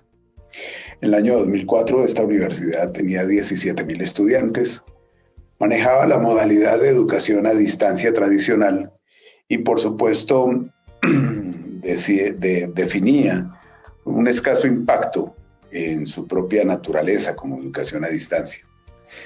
Desde ese año, gracias a la autonomía universitaria que se logró en el año 2006, asumimos una serie de decisiones que han generado grandes beneficios para nuestra comunidad educativa, pero particularmente para nuestro país, en la medida en que nos hemos transformado en una mega universidad con más de 170.000 estudiantes hoy, en donde se han cambiado las rutinas de orden académico, administrativo, financiero, a través del término de un escenario de organización diferente a la tradicional, convencional, denominada metasistema. Los metasistemas tienen diversas acepciones, pero para el caso de la UNAD, lo que hemos recogido es la integración y replicación de una serie de componentes de lo que implica un sistema universitario que también mira niveles previos de la educación y articula diversos actores, unidades, y utiliza la herramienta de la planificación y de la prospectiva para avanzar en darle valor estratégico a la construcción de una organización que es muy afín a su propia naturaleza. Por eso la UNAD hoy, pensando en la Universidad del Futuro, ya ha hecho realidad el futuro, tomando como punto de partida la cibernética en las organizaciones, que aunque es un concepto no muy reconocido por su efectividad en el corto plazo, sí es un concepto que garantiza transformaciones radicales al interior de las organizaciones que así lo asumen. En el caso nuestro, una voluntad férrea de nuestro consejo de dirección ha permitido cambios fundamentales en todos los entornos de orden académico, de orden administrativo y financiero de carácter disruptivo. Este modelo no permite ir de a poquitos. Es una experiencia que va más allá de pilotajes, es una decisión disruptiva y por supuesto vertical en torno a cómo se desarrolla este proceso para garantizar una variabilidad que implica al mismo tiempo con el crecimiento abordar la complejidad dentro de un escenario de capacidades instaladas en plataformas humanas, en plataformas tecnológicas, en plataformas curriculares, en plataformas financieras, de tal manera que haya una interacción permanente, no solamente hacia adentro del sistema, sino hacia afuera de él. Es decir, una correlación importante con el entorno, con los entornos donde se ejerce la operacionalidad nuestra, en este caso, en todo el territorio colombiano, dirigido a poblaciones vulnerables en todo el territorio de nuestro país y, por supuesto, también fuera de este. En ese orden de ideas, hemos garantizado dentro de la organización postulados que tienen que ver con la coherencia con la misión institucional, la visión institucional de liderazgo educativo y, por supuesto, gran eficiencia en todas las unidades que hacen parte de este modelamiento, que indudablemente reconoce el pensamiento sistémico en todos los integrantes de la organización y para el cual nos hemos venido capacitando a través de hace más de 15 años, todos los miembros de la organización, transformando roles de docentes, transformando roles de estudiantes y, por supuesto, entendiendo el papel de la información, el diseño de sistemas de información para garantizar la infotecnología y, por supuesto, la aplicación de tecnologías como la inteligencia artificial, el Big Data e indudablemente todo lo que tiene que ver con el Machine Learning y el uso del blockchain. Es decir, este conjunto de dispositivos y sistemas de muchos órdenes han permitido a nuestra organización tomar decisiones para que se dé continuidad en el tiempo de esta transformación y hoy pues somos un referente importante de la educación pública colombiana. Este enfoque entonces es el que nos permite a nosotros, más allá de la pandemia, tener una capacidad de respuesta en estos desafíos y retos de la sociedad del conocimiento y por supuesto estar preparados para impulsar la educación virtual en un postulado que para nosotros es fundamental, la educación para todos. Creemos que allí, en ese punto en particular, es donde tiene que avanzarse muchísimo en la ruptura de muchas ataduras y en esos retos de transformación y de cambio que deben de asumir muchas universidades del mundo, pero particularmente las de países como los que estamos a este lado del orbe, donde la educación debe impactar con un fuerte desarrollo hacia lo social, hacia potenciar el valor del talento humano y, por supuesto, abordar modelos diferentes en las formas del aprendizaje con la posibilidad de que los estudiantes fortalezcan sus competencias a través de desarrollos de pedagogías múltiples y de didácticas muy avanzadas y, por supuesto, con el uso de herramientas tecnológicas de primer orden. Eso lo ha venido logrando nuestra universidad, que se concibe como un sistema organizacional integrado que articula de manera coherente niveles sistémicos, unidades y dispositivos, que como organización inteligente nos ha permitido el cumplimiento de objetivos y de gestionar diversos ámbitos y contextos de actuación en todo el territorio colombiano. Para eso hemos afianzado la capacidad del aprendizaje de la propia organización, de quienes hacemos parte de ella, y hemos tenido que aprender de muchos fracasos, pero también del desaprender y perfeccionarse de manera permanente en la búsqueda de nuestros propósitos. Yo creo que esta es una de tantas rutas que pueden existir en la visualización de la universidad del futuro, pero por supuesto, para nosotros es muy importante hoy entender que el análisis de las relaciones para darle oportunidad educativa a los jóvenes desde la educación debe de interactuar con los entornos de manera muy directa y aprender a gestionar conocimiento. Agradezco inmensamente esta oportunidad. Hay testimonios que hoy hemos traído en un video alterno, complementario a esta reflexión, y por supuesto nos gustaría muchísimo que si hay dudas, inquietudes, ustedes las pudieran referir a la rectoría de la UNAD en la cuenta rectoría.unad.edu.co y por supuesto desde allí al correo electrónico rectoría@unad.edu.co. Estamos muy atentos para compartir esta experiencia y por supuesto para aprender de otras experiencias que seguramente en muchas partes del planeta se vienen desarrollando frente a estos desafíos claves de la sociedad del conocimiento. Es hora de que cerremos brechas. Muchas gracias.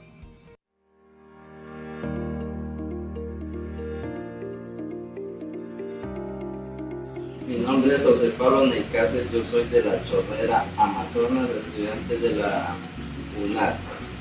Es muy importante agradecer que la UNAD ha hecho un esfuerzo para yo poder ingresar y también conocer y aprender para aportarle algo a la comunidad. Ya que desde sus inicios en 1981 como UNISUR ha sufrido varias transformaciones benéficas y gracias a eso podemos conocer lo que hoy significa la UNAD, la primera universidad virtual y a distancia que ha no solo transformado su manera de proceder, sino que también la vida de muchos estudiantes como la mía. Gracias a mi trabajo a la institución he logrado cumplir las metas que me he propuesto como persona y como familia. Estudié en la UNAD y soy ingeniero agroforestal en la actualidad. Le agradezco mucho a las señoras docentes y a los docentes que me llevaron hasta culminar la carrera. Presento una discapacidad visual hace más de 10 años y me agrada compartir con ustedes los grandes beneficios que la UNAD nos brinda. Su modalidad virtual es perfecta y muy incluyente. Su plataforma está muy bien diseñada para poder navegar en ella y asimismo tener un aprendizaje autónomo. La UNAD ha realizado una labor muy importante, ya que ha contribuido y sigue contribuyendo con sembrar la semilla de la labor comunitaria e incluyente para aportar el desarrollo social a nuestra región araucana. Gracias a la UNAD, a todos los profesores que nos han brindado su apoyo. No ha sido un impedimento para nosotros continuar con las clases al día.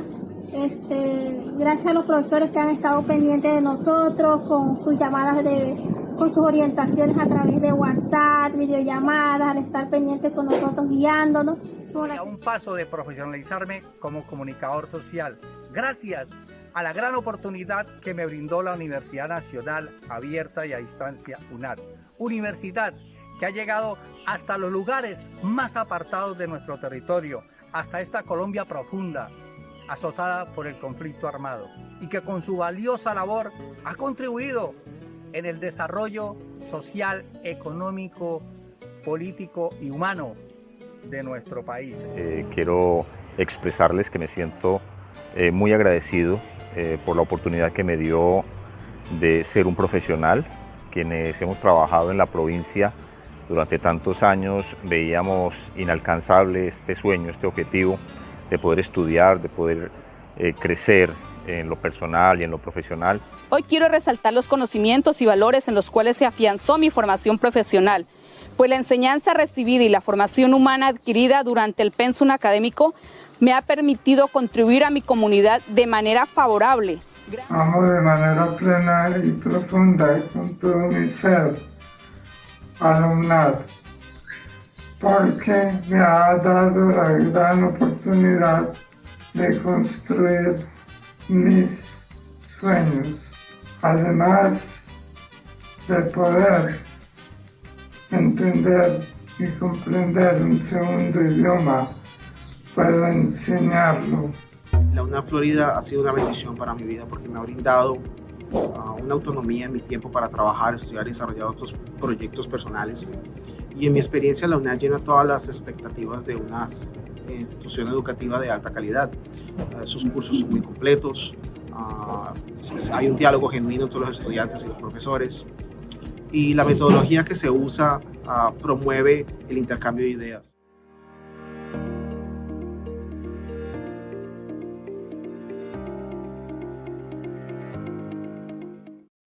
Thanks a lot, Dr. Jimmy, for being with us, for the nice presentation and the nice video. And now I will give some time for questions, and we have a translation with us. I can see Prof. Ismail.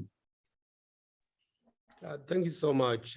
This really has been a wonderful session. I can't thank your organization for this wonderful presentation of brilliant ideas, thought-provoking ideas, especially for us leaders. I'm a new rector, I'm only 6 months. Also, although before that, I was the Vice Rector for Academic Affairs.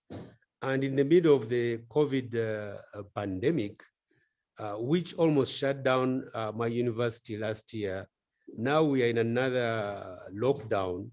We're wondering what's the future, you know, and I think some of the ideas that our presenters are giving us can help us to navigate the difficult terrain. The century has a lot of opportunities. Professor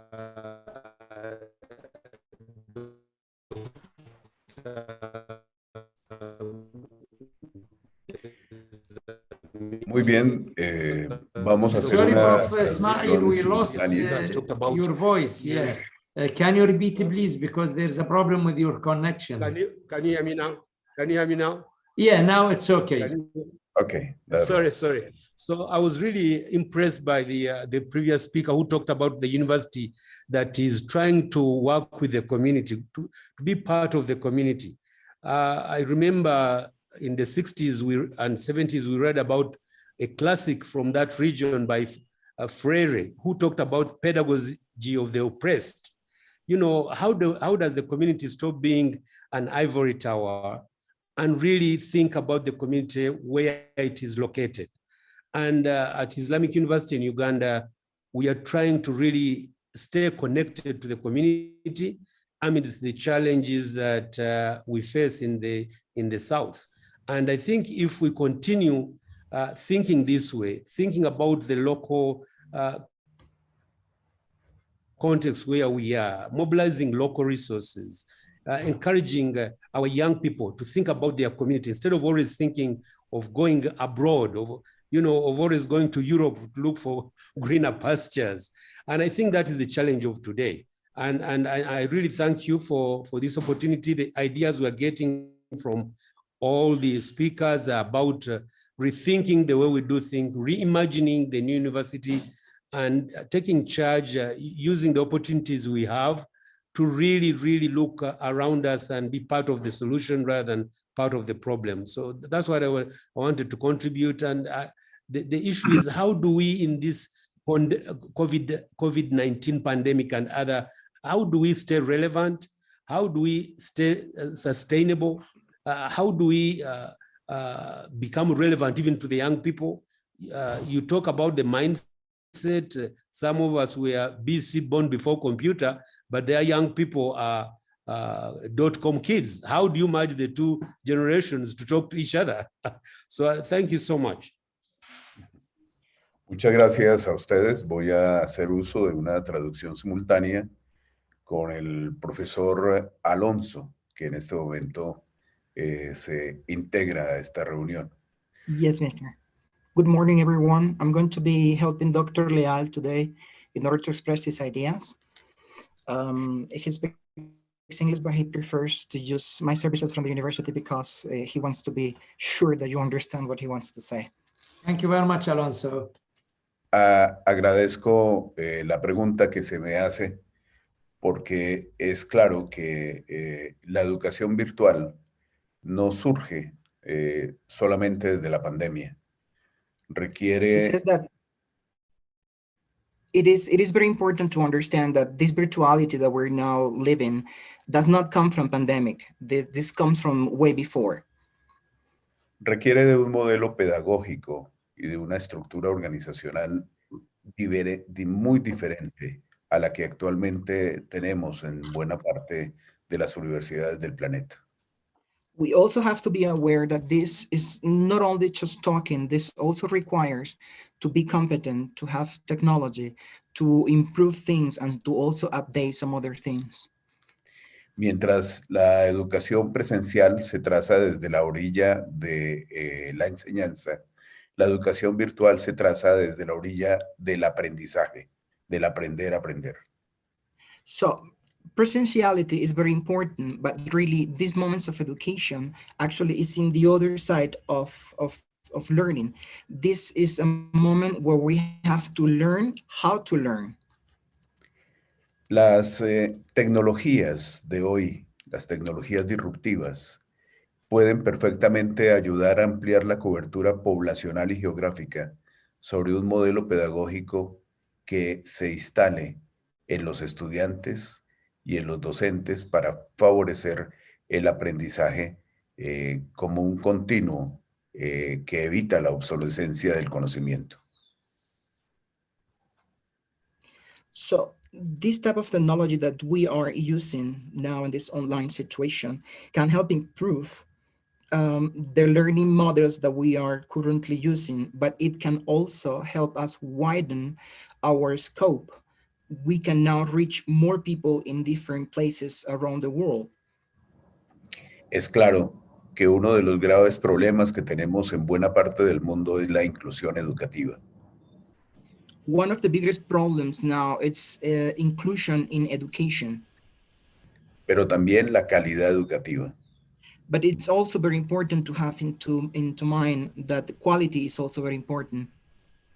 De tal manera que, como ustedes lo han visto en los testimonios, well, as we have seen in all the testimonies that we showed you in our video, una universidad como la nuestra llega a todos los territorios de Colombia y a todo tipo de poblaciones, haciendo uso de plataformas tecnológicas y de plataformas humanas fundamentales para desarrollar el fundamento educativo.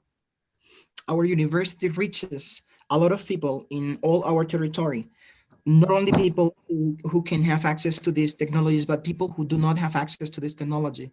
Our university reaches people in different social classes, social levels, and in very remote places in our geography. Personas de toda índole pueden ingresar a la Universidad del Futuro cuando las estructuras propician la calidad educativa y, por supuesto, la transformación de roles que se ejercen en docentes, en directivos y, por supuesto, en estudiantes. So all kind of people can have access to our university. We're not talking only people with money or not money, or poor people or rich people. We're also talking about people who are impaired, physically impaired. They all have access. This also represents like a transformation in our university through the years, not only transforming our teachers, but also transforming the role of our students and also transforming the role of our staff in the way they see things now. Se trata entonces de crear institucionalidades educativas que puedan favorecer no solamente la inclusión, la calidad y la pertinencia en la educación, sino fundamentalmente desarrollar investigaciones que puedan servir para resolver problemas de fondo y de estructura y aprovechar oportunidades que hay en todos los territorios y microterritorios de un país cualquiera. So this is also in regards of not only, as we said, the kind of people that studies with our university or with our universities, this is also regarding quality, pertinence, and also develop research in order to find solutions for problems that maybe we not know about, but we are here to solve, as you mentioned before. Se trata también de influenciar el talento humano para la innovación y, por supuesto, para el emprendimiento, como oportunidades de competitividad y de productividad en nuestras regiones y países. So this is also about influencing human talent in order to improve our processes, and also to use their talent in order to find solutions and to help improve other processes. Las tecnologías seguirán siendo herramientas. Technologies can continue being like the tool. Pero los fines de la educación y los fines de la formación educativa pueden ser mucho más pertinentes para que la educación realmente asuma su responsabilidad social en países como los nuestros. So, but this is also like regarding the purpose of learning, in order for education to take advantage and also know how to deliver quality education and reach those people who need also this part of education. La UNAD está interesada en compartir esta experiencia con todos ustedes. Y por UNAD is supuesto, interested in sharing this experience with all of you.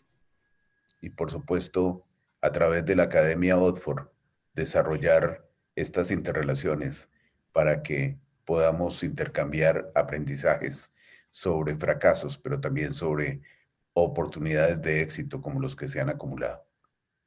So, and he also think, for example, this kind of spaces where Oxford gives the opportunity to all of us to express or to exchange ideas and experiences, not only good experiences, but also bad experiences, successful experiences, but also failures. Estaremos siempre a su servicio. Muchas gracias. We are always at your service. Thank you so much. Thank you very much, Dr. Jimmy. Glad you've been with us, and thanks a lot, Alonso, for your translation.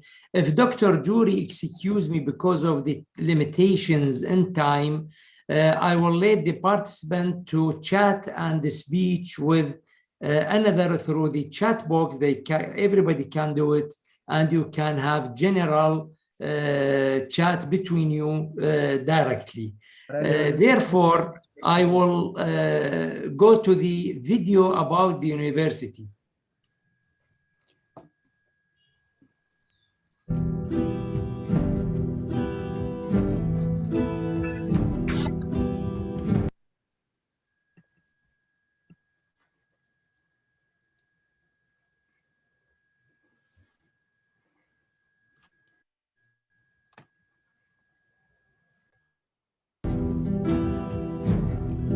Desde la inmensidad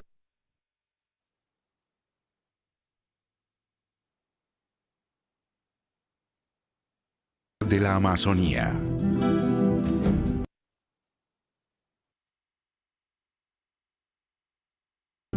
En la calidez y alegría de las costas colombianas.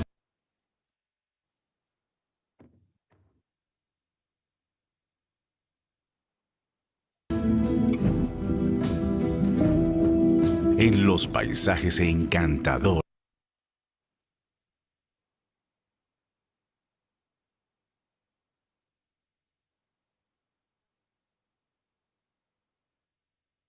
del altiplano boyacense.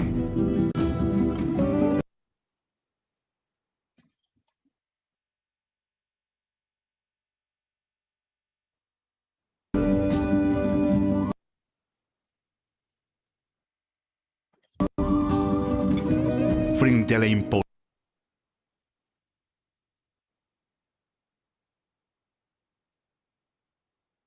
de un atardecer llanero.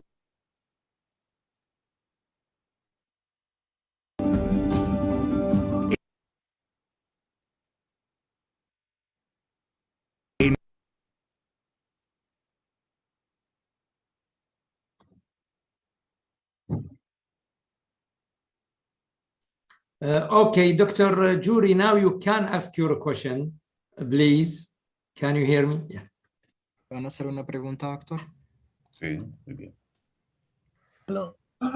Sir, I am audible, sir? Yes, we can hear you. Sir, I was listening to Professor Alberto Leal Afanador's speech. He was deliberating in a very unique manner, with a very ethnocentric touch, which is permeating throughout his speech. I received several points. I gathered several points from his lecture, but sir, I have a few points to put forward, not as a point of interrogation or question or counterfactual question. But sir, I have seen in my country that that there is a unique situation of puzzle, because most of the people in the countryside, they know about the school, they know about higher secondary schools or even college, but they don't have any idea about the what is university. The rural people, they don't have any idea about the university or higher educational institution. So in that situation, what the university people, the think tank, what they will do, whether they will try to reach out to the doorstep of the countryside people, because what is the necessity in such society, it seems to me, that I want to share with you, is not only the spark of innovation, but also creating an awareness so that even these people, they come to know about the hierarchy of the education system, and also the efficacy of having university as a center of excellence. So I think that not only in the post-pandemic era, but as one resource person said, I completely agree with him that this sort of ignorance still exists in society, and that is damaging our education system. So what is sir, what is your take regarding such a kind of distressful situation, that universities are there, but even after so many decades, the inequalities, ignorance, the scourge of ignorance, they are still remaining as a sticking points in our society, and creating a kind of what I would say, creating a kind of buffer, creating a kind of distance between the community and the higher education community, and that is why there is critical need of critical awareness building, in which universities should think about, should introspect and share what management and connectivity it can build up, so that we are talking about the sustainable development. So the sustainable, healthy society cannot exist without such kind of connectivity and bridge building between the university, the highest excellence center of excellence, and upskilling the people and the community that is mostly living in a degraded situation, and they are performing their jobs on a daily basis, and they have no idea about what the university stands for. So that's what I want to share. Agradezco mucho Doctor, la le voy a poner un poco en el contexto. ya lo tengo. Agradezco mucho la observación y la reflexión que hace, porque indudablemente todos los países del mundo, pero en particular países como la India, como los países africanos y los de América Latina y del Caribe, compartimos rezagos en el cumplimiento de los objetivos de desarrollo sostenible. ¿Quieres traducir, por favor, Alonso? Agradezco mucho. Sí, me había apagado el micrófono, perdón. He thanks very much for this question, and he wants to make awareness that it is not only in our institutions in Latin America, there are also institutions in different countries like India or in Africa who have lived this situation of society, putting them a part of education, or of society, putting them like away from the goals of education, or having opportunities to study something. A raíz de la pandemia, las condiciones de pobreza y de desarraigo en nuestros países son cada vez mayores. Due to pandemic, poverty and other issues have started to grow instead of diminishing. Las poblaciones vulnerables se han incrementado en todos nuestros países y han sido muchos desplazados. Vulnerable population has been in all of our countries. Por la violencia, y cada vez nuestros jóvenes tienen menos oportunidades de educación. Our youth population have less and less opportunities to study due to these situations. Por eso es importante que además del derecho a la educación en nuestros países se instale el derecho a la conectividad. It is very important to not only set the right to be educated, to have access to learning, but also to have access to connectivity, to have the right to connectivity, that people can have this right to be connected. A fin de que desde la inclusión podamos cerrar las brechas sociales. Like from inclusion, we can close the gaps between society, between societies and between social classes. Pero además las brechas educativas y digitales. But also the gaps in regards of technology, in regards of learning. Por eso la Universidad del Futuro debe educar para el cumplimiento de los objetivos de desarrollo sostenible. So that's why the University of the Future should teach people, having as a goal these rights that he's talking about having the right or access to connectivity. La educación virtual y la educación a distancia entienden que estamos dentro de la sociedad del conocimiento y del aprendizaje. Online education understands, virtual education understands that we are inside the society of knowledge. Por ello, el compromiso de nuestras universidades no ha de ser simplemente retórico, ni exclusivamente endogámico. Ha de reflejarse en su modo de operar socialmente.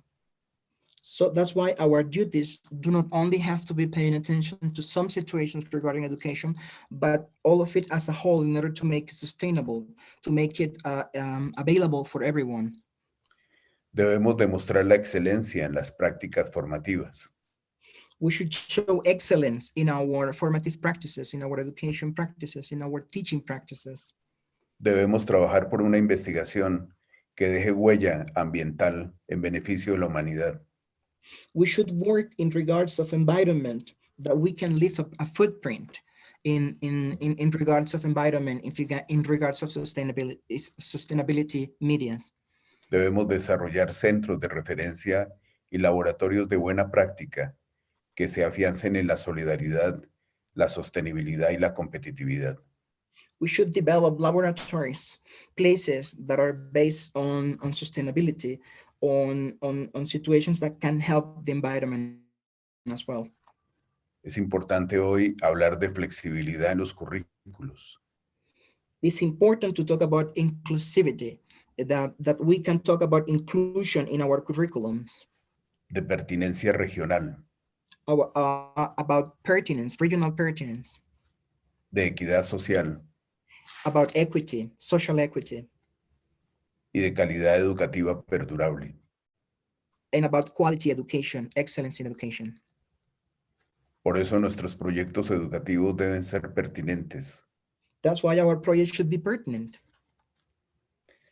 Y deben ser faros orientadores de nuestras sociedades. And we have to guide our societies. Afianzados en propósitos y escenarios. Based on the same purposes and the same scenarios. De inclusión social educativa. For social inclusion, education, inclusion in education. De innovación tecnopedagógica. Innovation in technopedagogical matters, in technopedagogical technologies. Y de aplicar realmente el valor de la globalidad y de la internacionalización. And apply the truly values of globalization and internationalization. Por eso debemos ver los objetivos de desarrollo sostenible. That's why we should see the goals of sustainability como una real oportunidad as a real opportunity para reinventar y reforzar to reinvent and reinforce la tradición humanista de la humanidad de la universidad. Humanistic and focus the humanistic scope of education. Enfatizando el valor y las capacidades del ser humano. Enhancing the capacities of people, of humanity. Optando por el razonamiento crítico y la based on critical thinking. Y la oportunidad de yes. Y de una investigación. Doctor, se le va la voz. Could you please, por favor, ¿podría repetir la última frase, doctor, que nos escuchó? Yes, Alonso, thanks a lot for the informative answer for the question. And I urge Dr. Jury, if you want some more details about this interesting issue, he can write on the chat and on the direct message. Thank you very much, Dr. Jamie, for being with us and for this interesting video presentation and informative answers. And the time now is we have to move to our next discussion topic. It will be successful innovative cases of universities and educational institutions worldwide. And I would like to invite the next speaker, Dr. Ahmed Khalid Al-Zalimi. He's the Deputy Dean, Faculty of Pharmacy, the University of Mashriq in Iraq.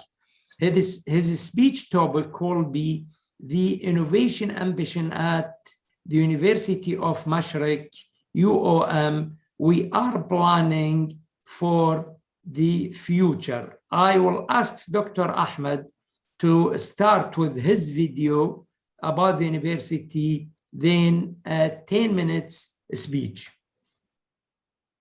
Okay, thank you, Dr. Rami, for nice.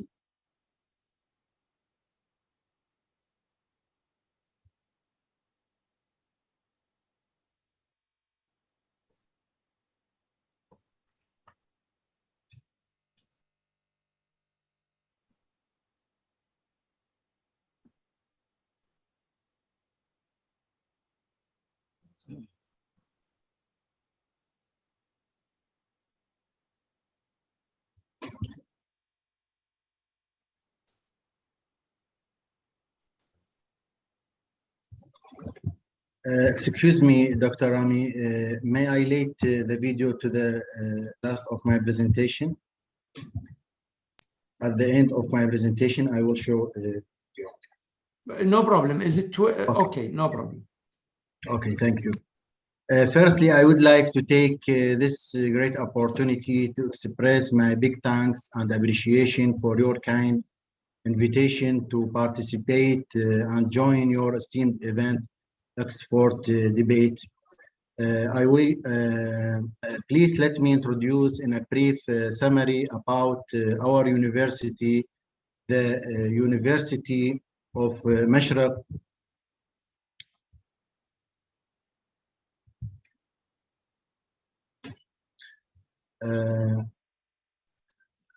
Is a recently established university in Baghdad, Iraq.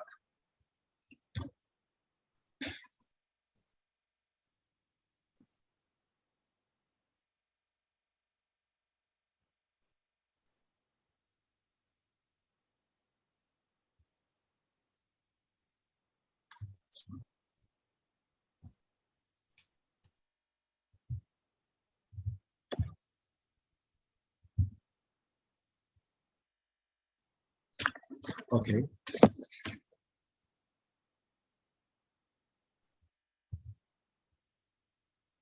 So, as I told, our university is a recently established university in Baghdad, Iraq. In 2020, actually, the University of Mashriq looked for award in all criteria and standardization to achieve the scientific and sobriety and globalism by the vision and strategic plan of the university.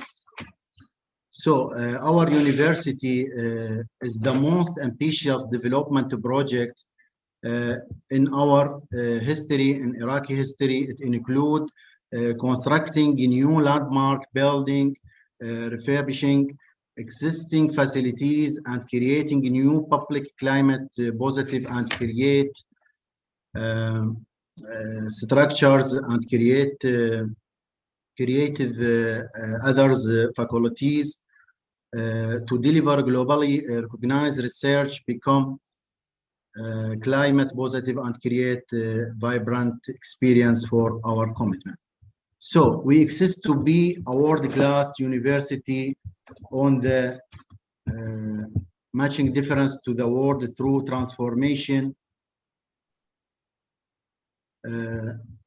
education, research, and innovation. But to do great things, it takes more than good intention through the globalism and toward collaboration with other high-rank universities. Our University of Mashrek involves many disciplines for many faculties, which are Faculty of Dentistry, Faculty of Pharmacy, Faculty of Medical Sciences, Faculty of Administration Sciences, and the Faculty of Law. In next coming days, Faculty of Nursing and Faculty of Medical Engineering will be open. The work has already begun. We're currently building our impressive sports center, finalizing the design in our new landmark academic building, and starting work on our new student hub. So, how to build our future for the promising university? Three things tie together our plan for the future: our ambitious mission, our vision for bringing it to life, and the values that define the way to work, collaborate, and behave. Although our university is a young, but we've already made giant leaps toward our goals. We are developing our campus and becoming more sustainable university, and the strategies and the plan we have in place are ready to be achieved. Building our future together, we achieve as we are a University of Mashrek.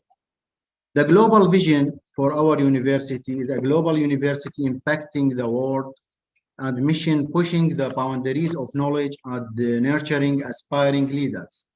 So the general or global policy for our university is committed to conduct teaching and learning, carry out research, and provide quality service on a global level, generate and enhance knowledge through continuous improvement effort for the benefit of all stakeholders, especially University of Mashrek's students. So our research and innovation, ambition, and strategic goals is to become leading global university performing impactful research and innovation, graduating excellent researchers, and achieving outcomes which make important contribution to society. University of Mashrek will have achieved its ambitions in research and innovation when we have become a global leader in higher education research, innovation, and destination of choice for researchers, including postgraduate research students in the UK and internationally through collaboration with the UK universities, of course. Leading research institution with talented staff and students committed to research and innovation excellent and to benefiting the economy, society, and environment. A preferred partner for government, business, industry, and other universities in creating knowledge, technological solution, digital transformation, and policy innovation. Also an engaged and connected university, which is the intellectual home for alumni, graduate supporters, and the local communities. So our strategy for our university and the university vision in 2030 and strategy in 2025. The major strategy for our university include research scale and excellence, research infrastructure, postgraduate, postdoctoral, and other experience also for innovation ecosystem. So both our vision and strategy are ambitious. By 2030, we will be the top modern university in Iraq and one of the top young universities in the world. That's our bold vision. Naturally, we can't get there in one leap. Here we set out our strategy for the next 5 years, what we need to do by 2025 to be on course to make our vision a reality. So our mission for this strategy to create, share, and apply knowledge to make difference to individuals and society. So our strategy at 2025 start with our staff community as they make the university what it is. So this strategy sets out of our ambitions to 2025 to set us on course to achieve the vision of the university. And as I mentioned, our vision in 2030, we will be the Iraqi top modern university and one of the top young universities in the world. So how we achieved this? Through engage every student in life-changing experience, also meet changing demand and widen participation, deliver globally recognized research and innovative solutions that improve society, become one of the leading universities in medical and human disciplines, also to achieve by significantly build our global reach and reputation, and meet future employer and skills need also through revolutionize digital learning. Achieving this vision will only be possible if our staff are fully and proudly engaged in working for the University of Mashra, inspire the university community to be creative and hold in delivering this vision, radically transform the digital technology and system that support our staff and our students, also through invest in our campus and infrastructure to meet these shared ambitions. One of the future and associated projects for our university are Academic Development Center and Central Research Laboratory. The Academic Development Center, it undertakes the following tasks. Through international and academic collaboration, actually, we have proceeded in this regard by approaching many international universities to build a bilateral academic cooperation, especially the universities in UK and in Turkey and in Egypt and other countries. Also through developing student skills, curriculum development, developing the skills of teaching staff, developing lab training, organizing conference, workshop, and lectures in different recent disciplines. Also, other task for Academic Development Center is to take care with postgraduate programs. While related to Central Research Laboratory, which represent a qualitative leap in the advanced technological laboratories over all Iraqi universities to provide the ideal platform for all research for various Iraqi universities, which were previously unavailable, may forcing many of researchers to travel outside the country to complete their research. This laboratory includes cytogenetic lab, tissue culture lab, and fish lab, molecular lab, physical, chemical lab, mechanical lab, radioactive lab. It's currently under construction and is expected to be completed during the next academic year in September of this year. The geometric diagram for this lab, over 500 meters square, it involves all these labs. Finally, I end this brief presentation with this short video that shows part of our promising universities, landmarks, classroom, laboratories, and gardens. Now let's see.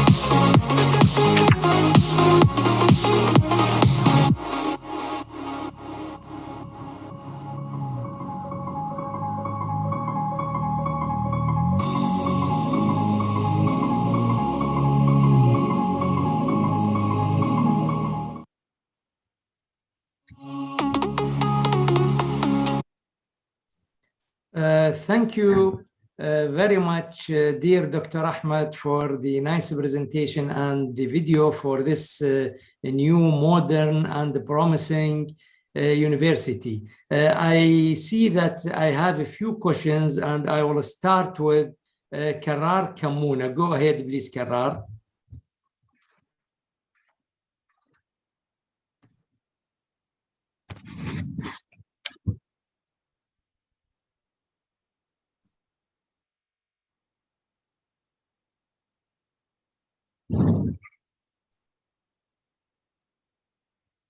I think Karar is with the muted. Karar, you are muted. Can you unmute yourself, please?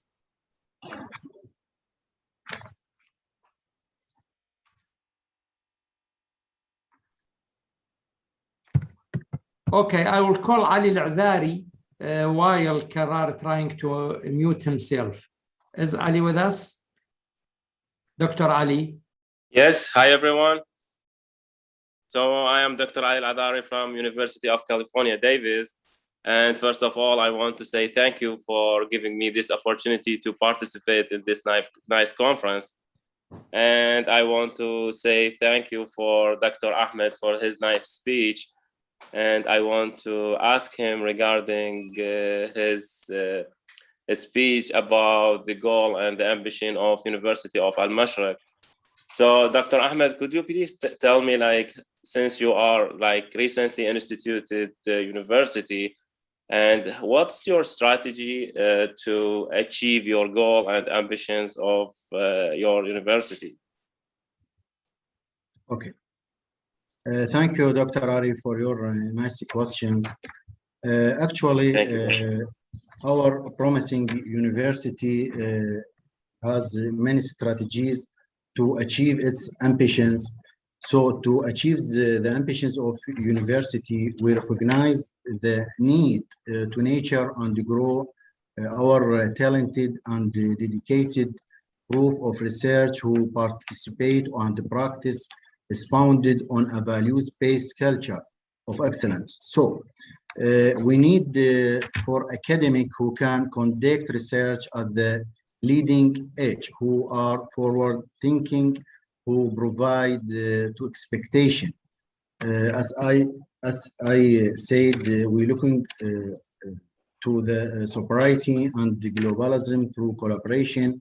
So our spectrum of technology and social sciences and their uncommonly strong linkage in the integrated campus culture of cooperation. Also through our strategy by research and scale and excellence, research infrastructure, postgraduate innovation in research and the ecosystem. So we will implementation of our skills master plan alongside maintaining and repurposing and existing building. We will ensure our state support our strategy into the long term. So we will build reputation for a leading educational research and pioneering delivery using digital technology and unlock the potential in all our students. So the radical digital innovation both in our operation and in the provision of the learning and teaching will transform impact of our activities and of course will achieve our ambitions. Thank you very much, Dr. Thank you so much, Dr. Ahmed. Thank you. Now, Dr. Nag, please. Dr. Nag.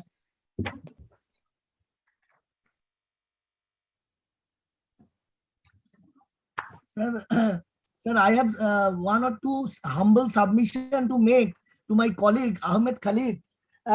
He made a very nice presentation. I just jot down several points out of his very excellent and very well neat presentation. The credit goes to Professor Ahmed Khalid of Al-Mashriq University, Baghdad, Iraq. Sir, I have just one point that cropped up during the course of my listening to his lecture, that he was just elaborating the academic architecture, the planning, the vision, the mission. Sir, actually, I think that his presentation goes very much with the shift that we are actually envisioning or taking place right now in the LPG framework, that is the liberalization, privatization, globalization framework. His presentation is in sync with LPG model. But sir, one thing that I thought is more important, that is not only preparing and inspiring. He used the word, very crucial word, inspiration for the society, and motivating the students and upskilling them. But one important factor that I may be mistaken also, but that seems very important and very crucial for the academic institutions like the higher education institutions of all universities across the world. That is the sense of ethics, sense of commitment to the society, and that is the sense of what I would say morality, honesty, compassion, hospitality. These kind of virtues need to be developed for service to the society. So, are we actually proceeding in the direction that we are trying to train our people with skills, professional skills, but they will be just made a successful worker in the industries, devoid of any sense of value. So sense of value, I think, is very important for universities to perform its role in the society in coming days. Number one, sir. And number two, I think, sir, so far as the training of the students community through different skills and innovations, what actually I think that sir, does it amount to too much intervention with the mind of the people? Because what university precisely is meant for is not only to intervene in the mind of the people, but to allow them for critical discussion and debate, from where the innovative ideas come out. So yes, Doctor, do you have a specific question, or it's common? Sir, so my specific question is whether we are creating a hiatus between the professional courses and sense of morality. That is important for the society. Yeah, definitely. Yes, Doctor. Dr. Ahmed focuses on the strategic planning about the universities, because it's a modern and new promising university. That's why he focused on the strategic plan, which he needs as a newly established institution. Thank you very much, Dr. Ahmed, and Dr. Jury, and all the participants. Now the time to move to the section or session 2. The next session of our debate is the pandemic lessons on the way to the education of the future. And I would like to invite the first speaker, who's an honorary professor at Oxford Academic Union. I would like to welcome Prof. Sunaina Singh, the Vice Chancellor of Nalanda University in India, to start with the video about her university and then her speech. You are welcome, our honorary professor.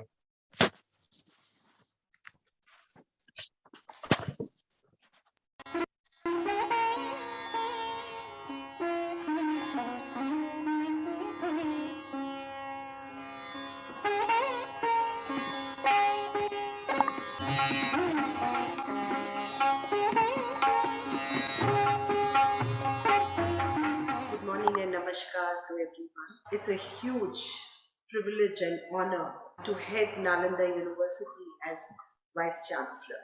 And Nalanda was initiated by King Samudragupta in 4th century BC. It continued till around 12th century. After 8 centuries of its existence, it was destroyed by Bakhtiyar Khilji, and thereafter it took another 8 centuries of lull, of being in slumber, before we woke up to the reality that this university needs to be revived and re-established. And the credit here goes to the East Asian countries for taking the initiative and rethinking about Nalanda, acknowledging its historical prestige and its contribution to the world. The credit also goes hugely to our former president, APJ Abdul Kalam ji, who mooted the idea of re-establishing Nalanda University. How does a university in today's world emerge as an institution that instills value systems, that instills the ancient Indian knowledge tradition, wherein India was seen as a Vishwaguru? My endeavor, therefore, has been to create a completely net zero campus, sustainable campus. Quite a challenging task to my mind, because it's not easy to create a campus that's completely net zero.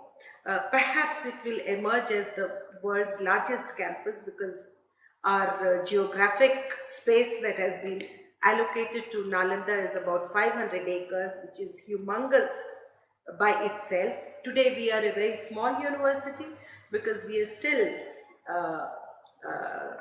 developing a new ethos that goes with the ancient knowledge tradition, and at the same time is very multipolar, futuristic, very international, very global in its courses. What can the Western world, the European world, learn from the Eastern traditions, the value systems, the spiritual ethos? That's one way of looking at it. We also have the Indo-Pacific region, Bay of Bengal's research center that also looks at a lot of new facets. The Common Archival Resource Center that we have planned will be a repository of all aspects of knowledge, all aspects of history, all aspects of how the world has emerged and what needs to be preserved, what has been preserved. So we connect with the libraries and museums and the repository across the world. That's the endeavor. So in brief, it's not just the Indian knowledge system which is so relevant in terms of the spiritual guidance that India seemed to be providing. This is one nation that has produced so many religions, and today the most relevant of all these is Buddhism, and that's one course that's immensely popular with students from almost 24 countries currently. And I think here is the ethos that we need to spread of peace and harmony, and how to build value systems, how to be resilient in times of crisis. I think the pandemic lessons have taught us many, many things, and as we move forward, I think the current dialogue that's happening is all about higher education and the pandemic lessons. I think humanity has taken a back seat. We suddenly realize, or we have woken up to the reality that we need to respect nature. Thank you very much, and namaskar.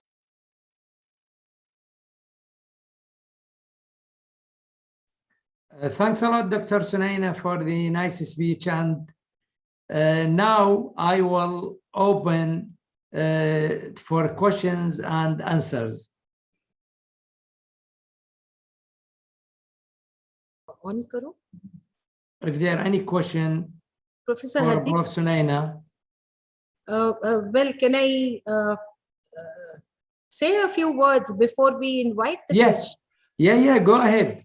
Yeah, I was waiting to give some highlights of how do we deal with pandemic and the future university. I think it's very important that we are looking at various aspects of pandemic and the higher education.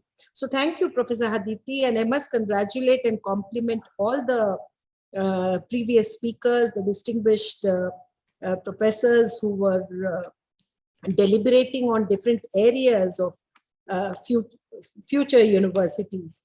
The topic, I find it very interesting because it gives us a room for thought as to how do we plan a future university. So I don't have a written script or a presentation. So I'm going to speak from my insights and highlight some issues that needs to be looked at, because if we are planning to evolve a new mandate or look at the world's future, in terms of the multipolar global environment that we have, it's necessary, it's important, it's significant that we evolve as a future university. So that point is very well taken by Oxford. Let me now look at the pandemic and what has happened over a period of time. So with the raging uncertainties and complexities, coronavirus has cut a deadly path across the world, you will all agree, separating families, friends, workmates, colleagues, because we are working long distance in many, many institutions and corporate world, collapsing healthcare system, destroying economies across the globe. This would mean that as institutions and as, donning the leadership role of institutions, I think we need to navigate on a daily basis from one decision to another. How do we do it in higher education system across the globe, where institutions have also become pan-global? We are no longer just restricted in our national identities. I think we have moved far beyond that. We have our students, over 70% of them are international, and they come from all over. So it's very important that as leaders in higher education, we need to navigate afresh, almost on a day-to-day basis, the number of challenges that we tend to face. So how do we take quick decisions where we can wrestle with the challenges that emerge due to pandemic? I think it's important to look at how do we craft a better roadmap for ourselves. So does it require a remodeling of higher education or education per se, remodeling of institutions as future institutions? I think it would be worth to call it reimagining future institutions, because given the number of challenges, it calls for a future institution that is completely research-based,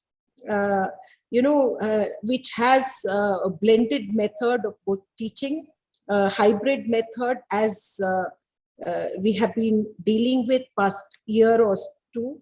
And also all virtual platforms need to come into existence. We cannot do without that.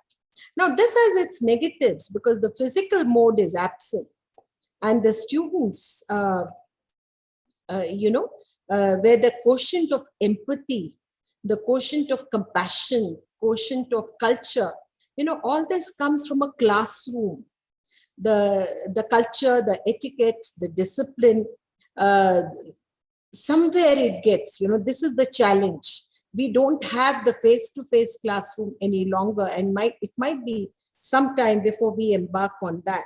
So we need to innovate constantly as institutions. So from the opportunities that seem to emerge from the disruption, do we have self-sustaining workplaces? Do we have self-sustaining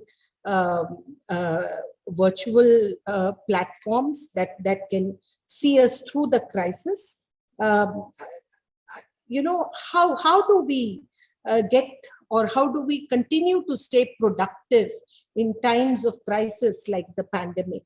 I think this is something that most leaders in higher education look at, because the number of challenges, and you cannot satisfy everyone, because institutions mean coming together of administration, faculty, the non-teaching, the staff, the students, the health system that we can provide, the facilities, not possible to keep everyone happy.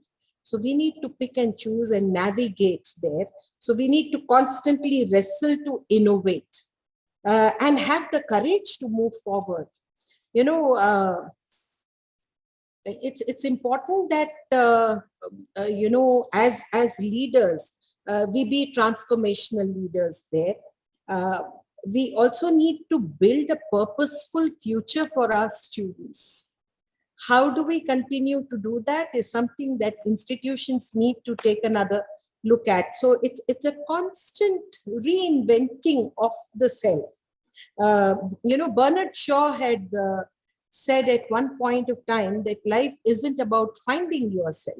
Life is about creating yourself. I think this cannot be more true, more applicable than the present times, where we need to constantly reinvent and recreate ourselves. You know, Charles Bukowski also echoed the same thing when he said, you know, we need to invent and keep reinventing ourselves. So how do we do it at every level? As faculty, as administrators, as leaders. So we need to constantly craft a better way to deal with it. So let's look at, as institutional leaders, what could be the decision-making framework? You know, there has to be a decision-making framework, and that is where I thought it's. We look at management of the first decision-making would be managing internal state. You know, what is it? How is the institution? How do we recreate it as a future institution? You know. Towards that goal, we need to ask different questions as to how do we move forward, get multiple perspectives on decision making. What could be the outcome is something that we need to look at, because institutions should be outcome based. You know, systematic intelligence and systematic innovation should also be built into the institutions, because without that, it's very difficult to move forward. Otherwise, one would be a college and not a university. You know, this is where I thought stretching, testing ourselves, reshaping the ways we approach our decision making. For that, I think we need to have a go-to framework in front of us, where we are constantly reinventing ourselves. So the frameworks have to be very firmly in front of us, and we look at different challenges during the pandemic time. And I was looking at what could be the challenges that we need to learn to live with in future. You know, pandemic or no pandemic. Because pandemic has taught us many valuable lessons. We have learned to live in these uncertain times with huge complexities, you know, without knowing the future of our loved ones or our own. It's been a tough journey for everyone.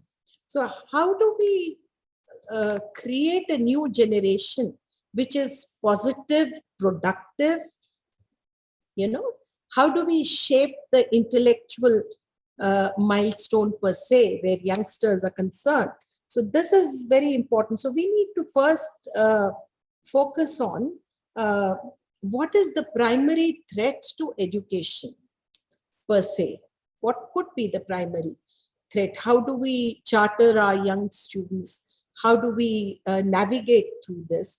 The second would probably be what may be coming next, and what do we need to plan? You know, we also need to be ready for the newer challenges. So if anything happens, how do we look at it? So do we have a management mechanism in place? So that's another thing. And third, and the most important, what are the resources that we have? Do we have a support system? Do we have resources for research built in, in the institution. I think, to my mind, these are very important tools of building a future university. Before I close, just to posit on what could be the leadership role here. If a head of the institution or the deans in schools, what do we expect? We expect a transformational leaders who will demonstrate specific behaviors or specific way of moving forward. And one could be, how can we inspire? How do we create role models for successful research, for future planning? Role models are very important. Inspiring youngsters or your faculty is very important. So that is inspirational motivation that we look at. Second would be intellectual stimulation, which allows for questioning the status quo. I think this is again very important. And thirdly, I think considerations of the academic framework, curricula and research framework. How do we look at the considerations of research for the next 10 years? Do we look at environment as a huge challenge? The climate sciences need to be looked at. Probably the vanishing jungles need to be, forests need to be addressed. Are we losing the ecology around us? Are we losing the forest area? Does that impact our health system? Or do we look at epidemiology afresh, where science and ecology is concerned, where liberal arts and social sciences are concerned? Where are the value systems? Do we, collate, look at the best practices across the globe from different countries as to what would be the cultural enhancement? How do we build a new value system for our younger generation, which is more global? How do we create new thought leaders? I think this is very important, and we need to posit on all this, and that's what would constitute a future university, to my mind. Thank you for giving me time. I think these were some of the insights that I wanted to share with my Oxford colleagues out here. Thank you, Professor Haditi, for giving me time. If there are any queries and Q&A, I'll be very happy. Thanks a lot, Prof. Sunaina. We are always happy to have you with us more and more, and nice to see you again. Now I will let some of the participants, they have questions, about this inspiring presentation. I will ask Prof. Banerjee to ask his question, please. Thank you, sir. But my question was regarding the earlier session, sir. So I enjoyed the session lecture given by Professor Sunaya Singh, madam. But that question was posted earlier, sir. So you can take the questions from other participants. Okay, then in this case, I will go to. Actually, yeah. It was to Dr. Ahmed in the earlier session. Okay, shall I go to Dr. Patel? Sure, sir. Sure. Downey Patel.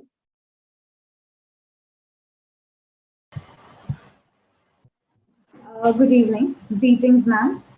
I'm Dr. Dwani from National Forensic Sciences University. I really enjoyed the motivational, inspirational speech that, ma'am, you have given us. Being an academician, apart from education, because we are talking about education in future, I would like to have some insights from you that how, ma'am, we can inspire our students to be in this pandemic, to have a mental being and trusting us on the education front, because as such, as you know, ma'am, we have limited portion of time to teach them, educate them for any particular course. Because of this pandemic, we are trying our best to impart the education through virtual classes. But my question specifically involves the mental pressure the students are handling, which makes them realize that they're missing certain classroom education.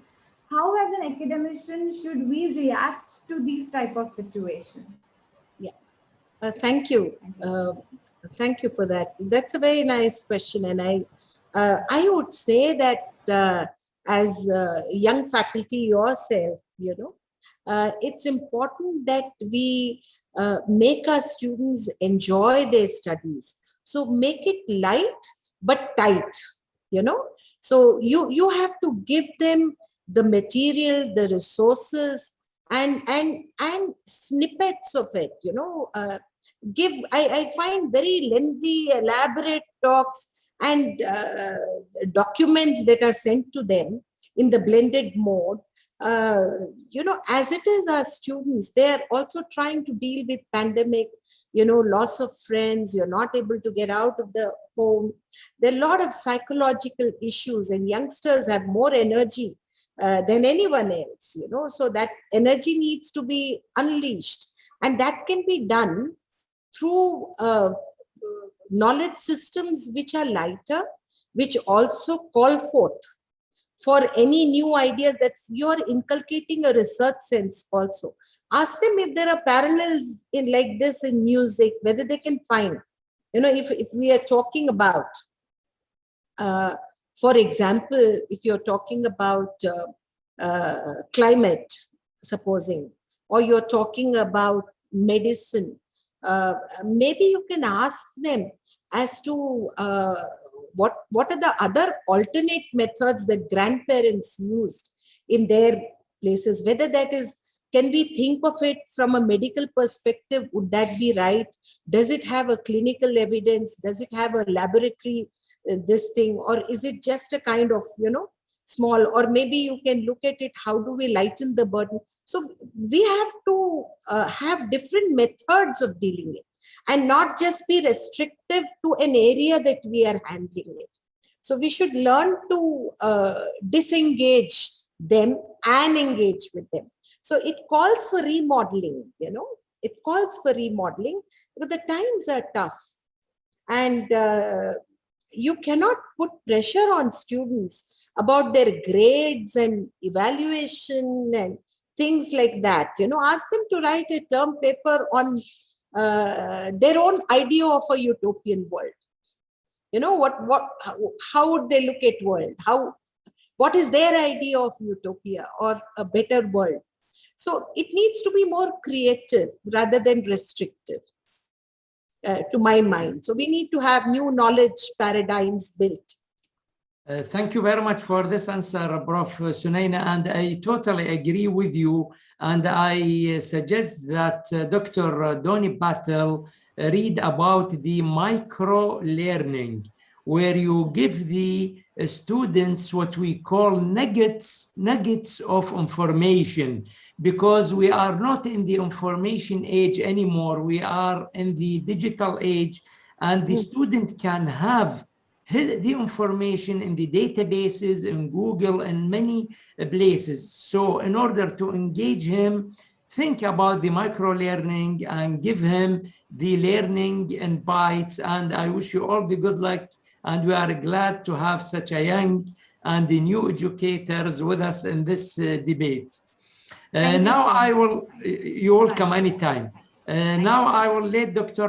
Akansha to ask her question, please.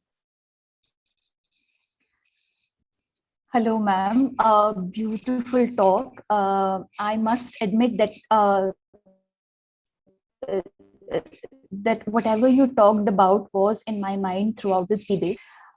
Yes, it is very important, as you said, that yes, it took us a pandemic to understand that less is more. It took us a pandemic to understand the importance of living in a community. It took us a pandemic to understand the relationships, and So it took us a pandemic to rediscover ourselves as individuals.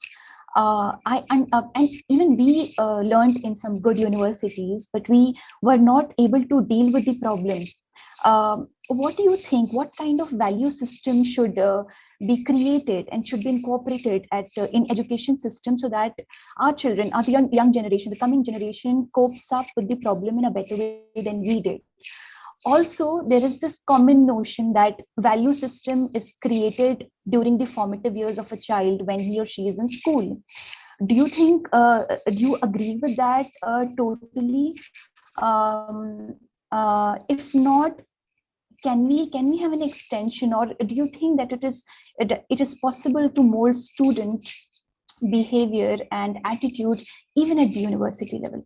Thank you so much, ma'am. This is my question. Thank you, Akansha. Yes, I firmly believe that we learn. We need to constantly keep learning. We also need to constantly keep unlearning. If you want to relearn, you also need to unlearn some things which may not have added value to your life. So recrafting is very important. One doesn't just learn in childhood. That's the beginning of learning.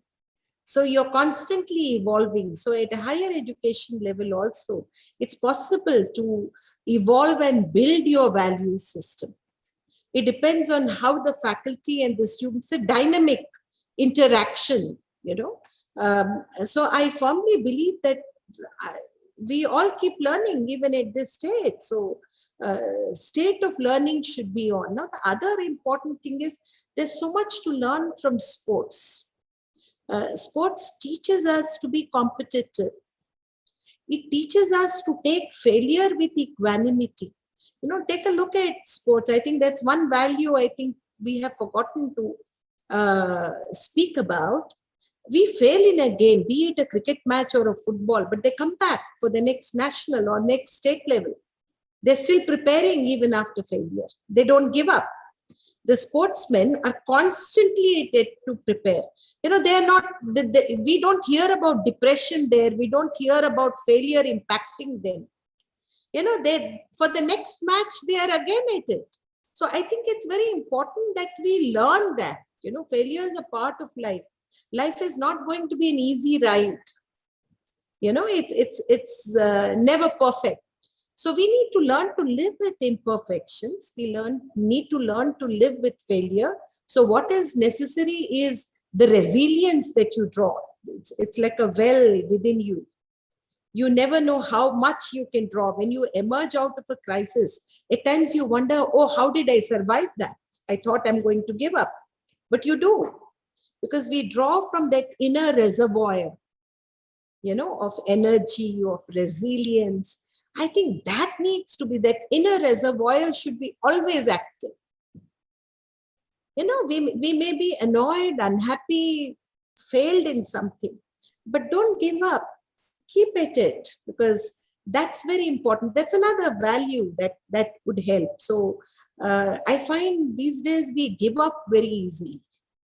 We are depressed easily. We are unhappy, and discontent seems to be looming large. I think this pandemic, as you rightly pointed out, has taught us many lessons. It has taught us to survive, and we are thankful that life is still with us, and our loved ones. So I think the art of being thankful, the gratitude is very important. Humility is so these are values that need to be, you don't have to learn only in childhood or in school. We constantly evolve this. So never forget anybody who has done you a good turn or helped you or held your hand even for a moment. That value system will take us a long, long way. And as far as Professor Aditi was pointing out on micro-learning, these days we talk about capsule programs. Quick learning, and how much can you get in a capsule form? So I think that also, gratitude is again a capsule form. It stays, it does well to us, to our system. Yes, I hope I have answered your question. Thank you very Thank much, you. Professor Sunaina. And the last question will go to Prof. Sonali. Prof. Sonali. Hello, ma'am. I have a very simple question, a doubt also. If such financial constraints continue due to pandemic, is there any chance that students from ordinary family will be soon deprived from higher education to meet other challenges of life? Especially, my concern is about female students. Do you feel like me, or this is my irrelevant question? You can explain. No, it's not at all irrelevant. It's a very good question. We are talking about minority, we are talking about gender, we are talking about the deprived sections of society who may not be able to. So this is a very relevant question. Given the financial constraints, I think it's very important that nations build support systems, which I think a lot of countries already have that in their education system. And I think even India is doing very well. We have so many measures where gender is concerned, deprived sections are concerned. So I'm not disheartened. The financial constraints we will have to deal with, given the economies not doing so well. It might be a challenge. But I don't think government is going to pull back some of the schemes. I think secondly, we also need to look at what are the fellowships available anywhere, So we need to be alert and be flexible in our choices. If I want something here and now and wherever I am in my comfort zone, may not be possible. We need to be flexible in our thinking, in our approach, look for fellowships, do well, prove your merit. I think the world is always there to help those who seek out. So seekers are never at loss, So I don't think we should be disheartened there. Thank you very much, Prof. Sunaina, for the nice presentation and the encouraging answers. Thank you, very much. I look forward to you sometime. Now we will move to the last presentation in this debate, and it's a special topic about the university's role in qualifying graduates for the digital age. I will share the slides because I'll be the speaker, and Ivan already introduced me to the participants, so I will go directly to the presentation once I go to the sharing of the slides.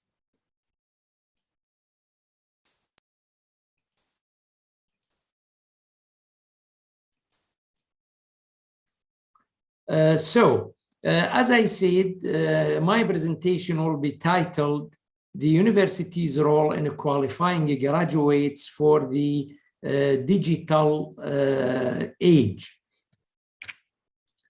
Usually, I don't start the presentation with the questions, but here I did on purpose because I have two questions in mind. Will our education system remain as it is after the pandemic and after the last experience? And the second one, is our education system losing relevance? I hope that I will highlight quickly those issues, even though it needs a lot of time and it needs maybe some training courses. But everybody knows that the world is changing very fast, and many jobs which exist today will be automated and run by artificial intelligence. There are some advantages. The artificial intelligence will lift the productivity, will improve the economic growth, but or at the same time, a lot of people, maybe millions of people, have either to switch their occupations or upgrade their skills. And there are a lot of statistics, studies report explaining and talking about this issue. I will mention a few of them. According to McKinsey Global, almost half of all workplaces activities could be automated in the future. And when I say in the future, we are talking about 2030, which is 9 years from now. So it's not a very far away future. According to the World Economic Forum, the last one, 65 of the children entering the primary schools today will be employed in jobs that do not yet exist. That's why here in the UK, we are very alerted about this issue. And there are some reports says that UK universities are not even creating enough workers for the future. And you know, when we talk about UK, we talk about number one and one of the top educational and higher education system in the world. So you can imagine what about the developed countries? What about other parts of the world? According to Pearson report on employment, they predict that in 2030, we will need more skills. And we need the skills in judgment, decision-making, analysis, and evaluation of systems. And as an example, and they predict if our systems stay as is, we will have deficit in the UK could be 600,000. And if we don't work fast, it might be more than 1.2 million workers in the what we call 21st century skills. So how can the educators prepare the skills for the job market, the future job market, and involve their graduates in the 21st century skills? Definitely, we will need a solid strategic planning, which involves the faculty, the staff, and the student. Now, some people will ask, what skills Dr. Rami Al-Hadithi is talking about? We're talking about the three main categories, and there are some subcategories. The three main categories, the learning skills, which we call the 4 C's, and it teaches the student about the mental process required to adapt and improve upon a modern work environment. And everybody knows how important this issue, according to the fast rhythm of changing in the new millennium. The second one is the literacy skills, which focuses on how a student can discern facts, publishing outlets, and the technology behind them. Because we are those days in a flood of information, and we have to teach our students where is the facts, where is the trustworthy publishing outlets, and what the technology behind such information. And the third one are the life skills, which take a look at the intangible elements of a student's everyday life. These intangibles focuses on both personal and professional qualities. And in total, it will be 12 skills, as you can see from the figure and from the table. The learning skills, the 4 C's, we are talking about the critical thinking, creativity, collaboration, and communication. And the literacy skills, the IMT, we're talking about information literacy, media literacy, and technology literacy.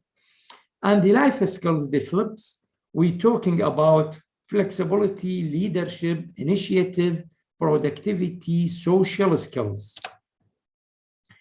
The first category, the learning skills, are the minimum requirement for any educational system. And we consider it as the most popular one.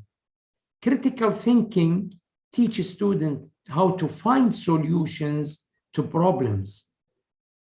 And the creativity train them on how to think outside the box. And the collaboration teaches them how to work with others. And communication train them on how to communicate and to talk to others. And this is just a highlight because talking about each skill will take hours to explain it in details. But here, my role is just to highlight such important skills we need in the near future, because our graduates, they will not have the teachers with them in their life. So we have to teach them these skills, and he have to adapt with the changing environment, have to communicate, have to be creative, and lead the innovation. The second skills, the literacy skills, the information literacy. The students need to understanding the facts, the figures, the statistics, and the data. And the media literacy also, understanding the methods and outlets in which information is published. And the technology literacy, understanding the machines that makes the information age possible, and it will make the digital age easy.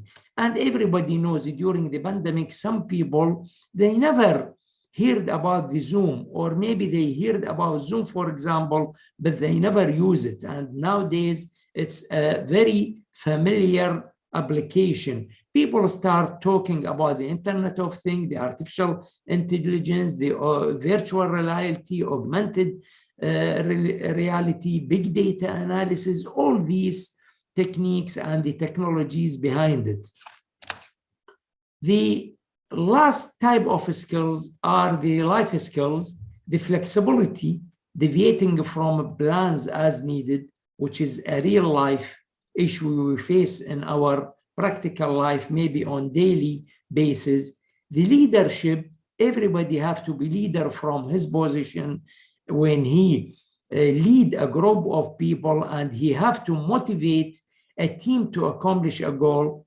Initiative starting a project, strategies, and the plans on one's own is very, very important. And maybe we find it by nature of just handful of people for reason or another. Productivity, maintaining efficiency in an age of complication and confusion is very, very important. And the social skill, meeting, networking with others for mutual benefit, marketing themselves is very, very important.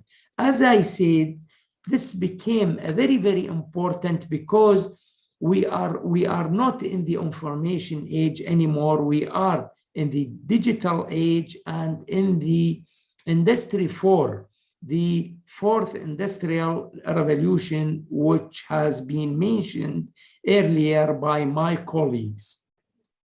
And also, in order not to be just theoretical, I wanted to show a very quick case study. We did a case study on Iraqi students, mainly in engineering and computer engineering and IT. And we compare them with the British engineering graduates to show the importance of such skills. And we need a criteria for that. So which criteria we used? We used criteria of VATAI, the Engineering Council here in UK. And VATAI model, as you can see, has a criterion to evaluate the graduates in 4 different domains. And there are some subdomains which will I not be able to explain in details because of the time limitation. But generally, domain A deals with the knowledge and intellectual abilities, domain B with the personal effectiveness, domain C with research, organization, and governance, and domain D with communication, influence, and impact. And by the way, this is an ongoing research between many universities here in UK with some sister universities in Iraq and with some students studying here from Iraq in the United Kingdom. And when we tested the students, the Iraqis are very good and better in domain A, because domain A relies on the knowledge and intellectual abilities. And because the system in Iraq, in Arabic countries, maybe in many other developing countries, focuses a lot on the knowledge and intellectual abilities and focuses a lot on the exam. The evaluation relies heavily on the exams, the quizzes, first exam, second exam, mid-exam, final exam, and so on. And it doesn't focus a lot on the skills, which is very, very required those days in the new millennium and in our new era. And the British students are much better in domain B, C, and D. The reason for that, generally speaking, is very obvious, because here we taught our students in the United Kingdom, since the schools, to be honest, not in the university, on the skills, a lot of skills.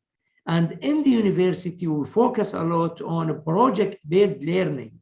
They have to do a lot of essays, a lot of small group discussion, role play, presentations, class participation, assignments and essays, portfolio, and so on. There are a lot of techniques which I do some training on it, rather than only focusing on the exams.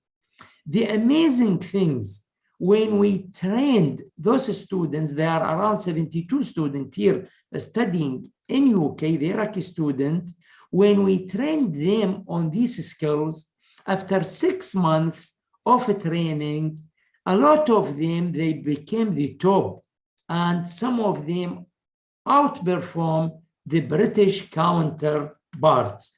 That's why I'm focusing a lot on these skills. And people now in some part of the world is still talking about Industry 4 and the fourth industrial revolution. And some of them, they don't know that the expert said that we passed the middle of the fourth industrial revolution, and now experts and people who are interested in this subject are thinking about the Industry 4, which we call the personalization, how we will do a collaborative work between the robots and the human being, maybe in the working place, in the industry, in the service sector, and so on. So we need to work very fast, because the 21st century skills are very, very essential those days. That's why I didn't call it an conclusion. I call it a keys for the future. And all these skills double back on one key focus on someone's ability to interact and or adapt to change. And everybody knows that the world has entered an era where nothing is guaranteed, and always the industry is interrupted with the new ideas and methodologies. Also, the customer demand is accelerating and changing. Customers now looking for high level of quality and capabilities with low prices. The competition is very very high, and the job market will be changing completely within the next 10 years. So I urge the institution leaders and the academic institutions to change their curricula and involve the 21st century skills in order to support the graduates in the new job requirements and let them mastering these skills. And I will end with a quote which says that we have 20th century teachers educating 21st century student. We must improve the professional development, and we must focus on the CPD, continuous professional development of our academic staff. Thanks a lot for listening, and I'm glad to answer any questions if there are any. Thank you very much.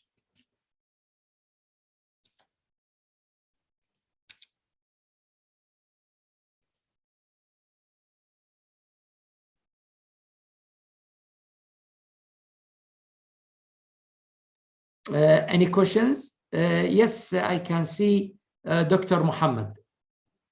Okay, can I go on? Yeah, go on. Yeah, thank you so much. Okay, Prof. Muhammad, go on. Okay, thank you so much.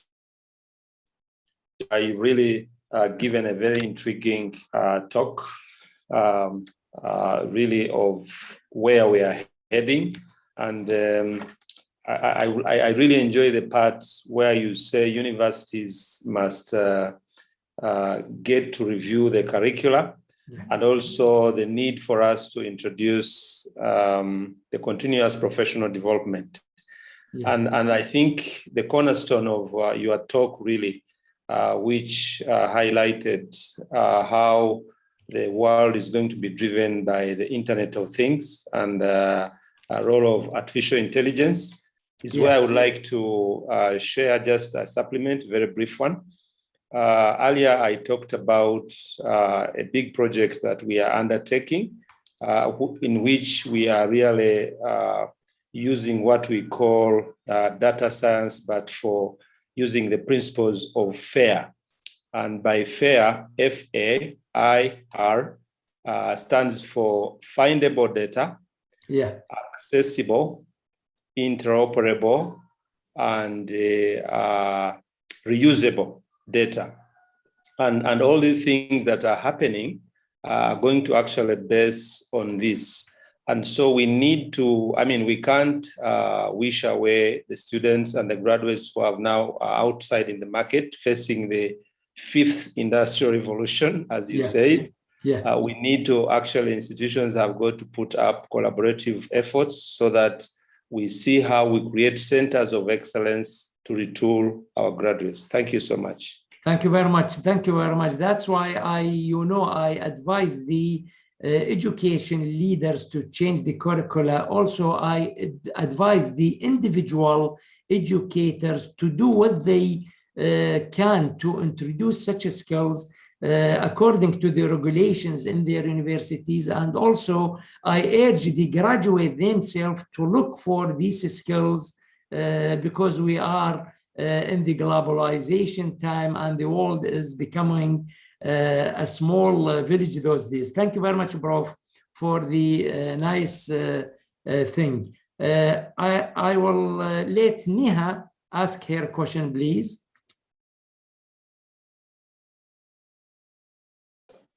Yeah, good afternoon, sir.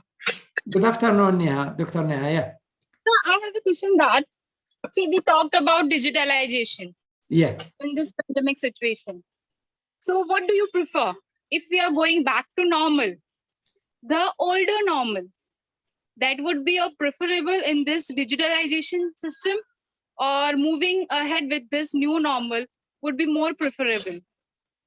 Actually, personally, I prefer as a transition stage to apply the blended learning, because sometimes it will be very complicated for some universities to move immediately to the online learning, especially if they didn't have started before the pandemic. So as a transition period, I suggest the blended learning, but I don't agree that we will go back to normal and all our study will be face-to-face, because the world is changing. And as I said, we will limit our graduate and the student with their abilities and with the chances in the world market available, because I'm not thinking about a local or regional standard of markets. I'm thinking about the world standard of the marketing, and we have to improve our students' capabilities to be able to participate in this new era. Dr. Mohammed Dara.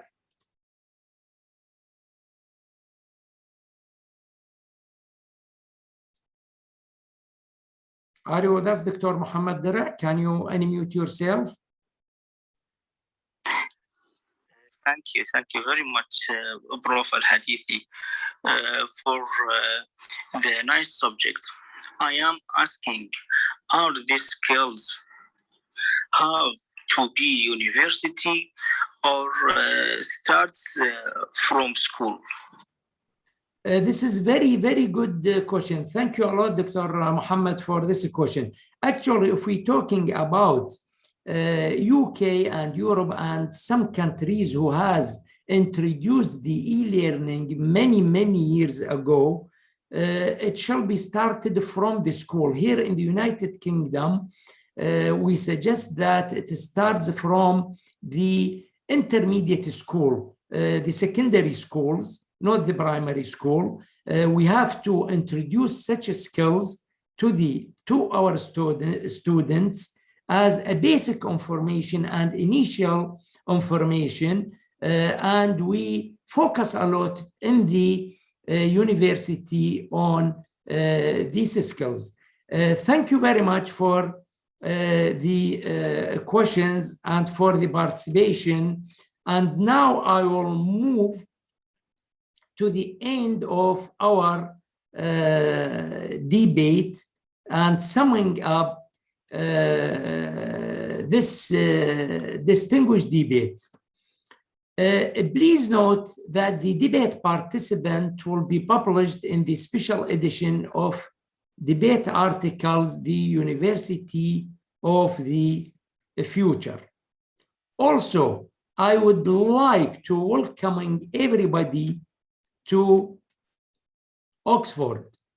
Several online debate sessions were held during the pandemic. This format has proven to be effective, but we are pleased to announce that on December the 13th of this year, the next session of the University of the Future debate will take place at its traditional venue, the famous council chamber of Oxford Town Hall. So we are waiting for your suggestion on the formation of discussion topics and the meeting program. And I like to ask the participant to say a few words and wishes for our debate and our next debate, please.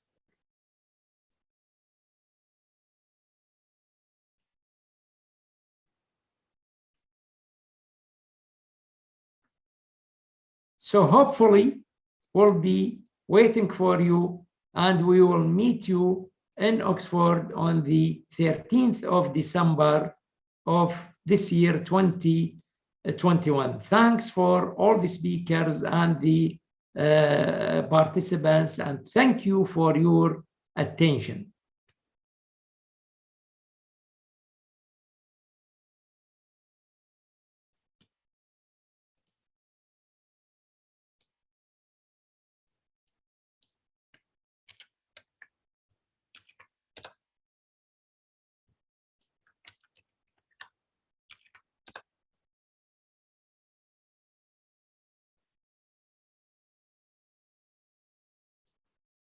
Thanks, everybody. See you soon. Bye-bye. Bye. See you later. Bye. Bye-bye. Bye.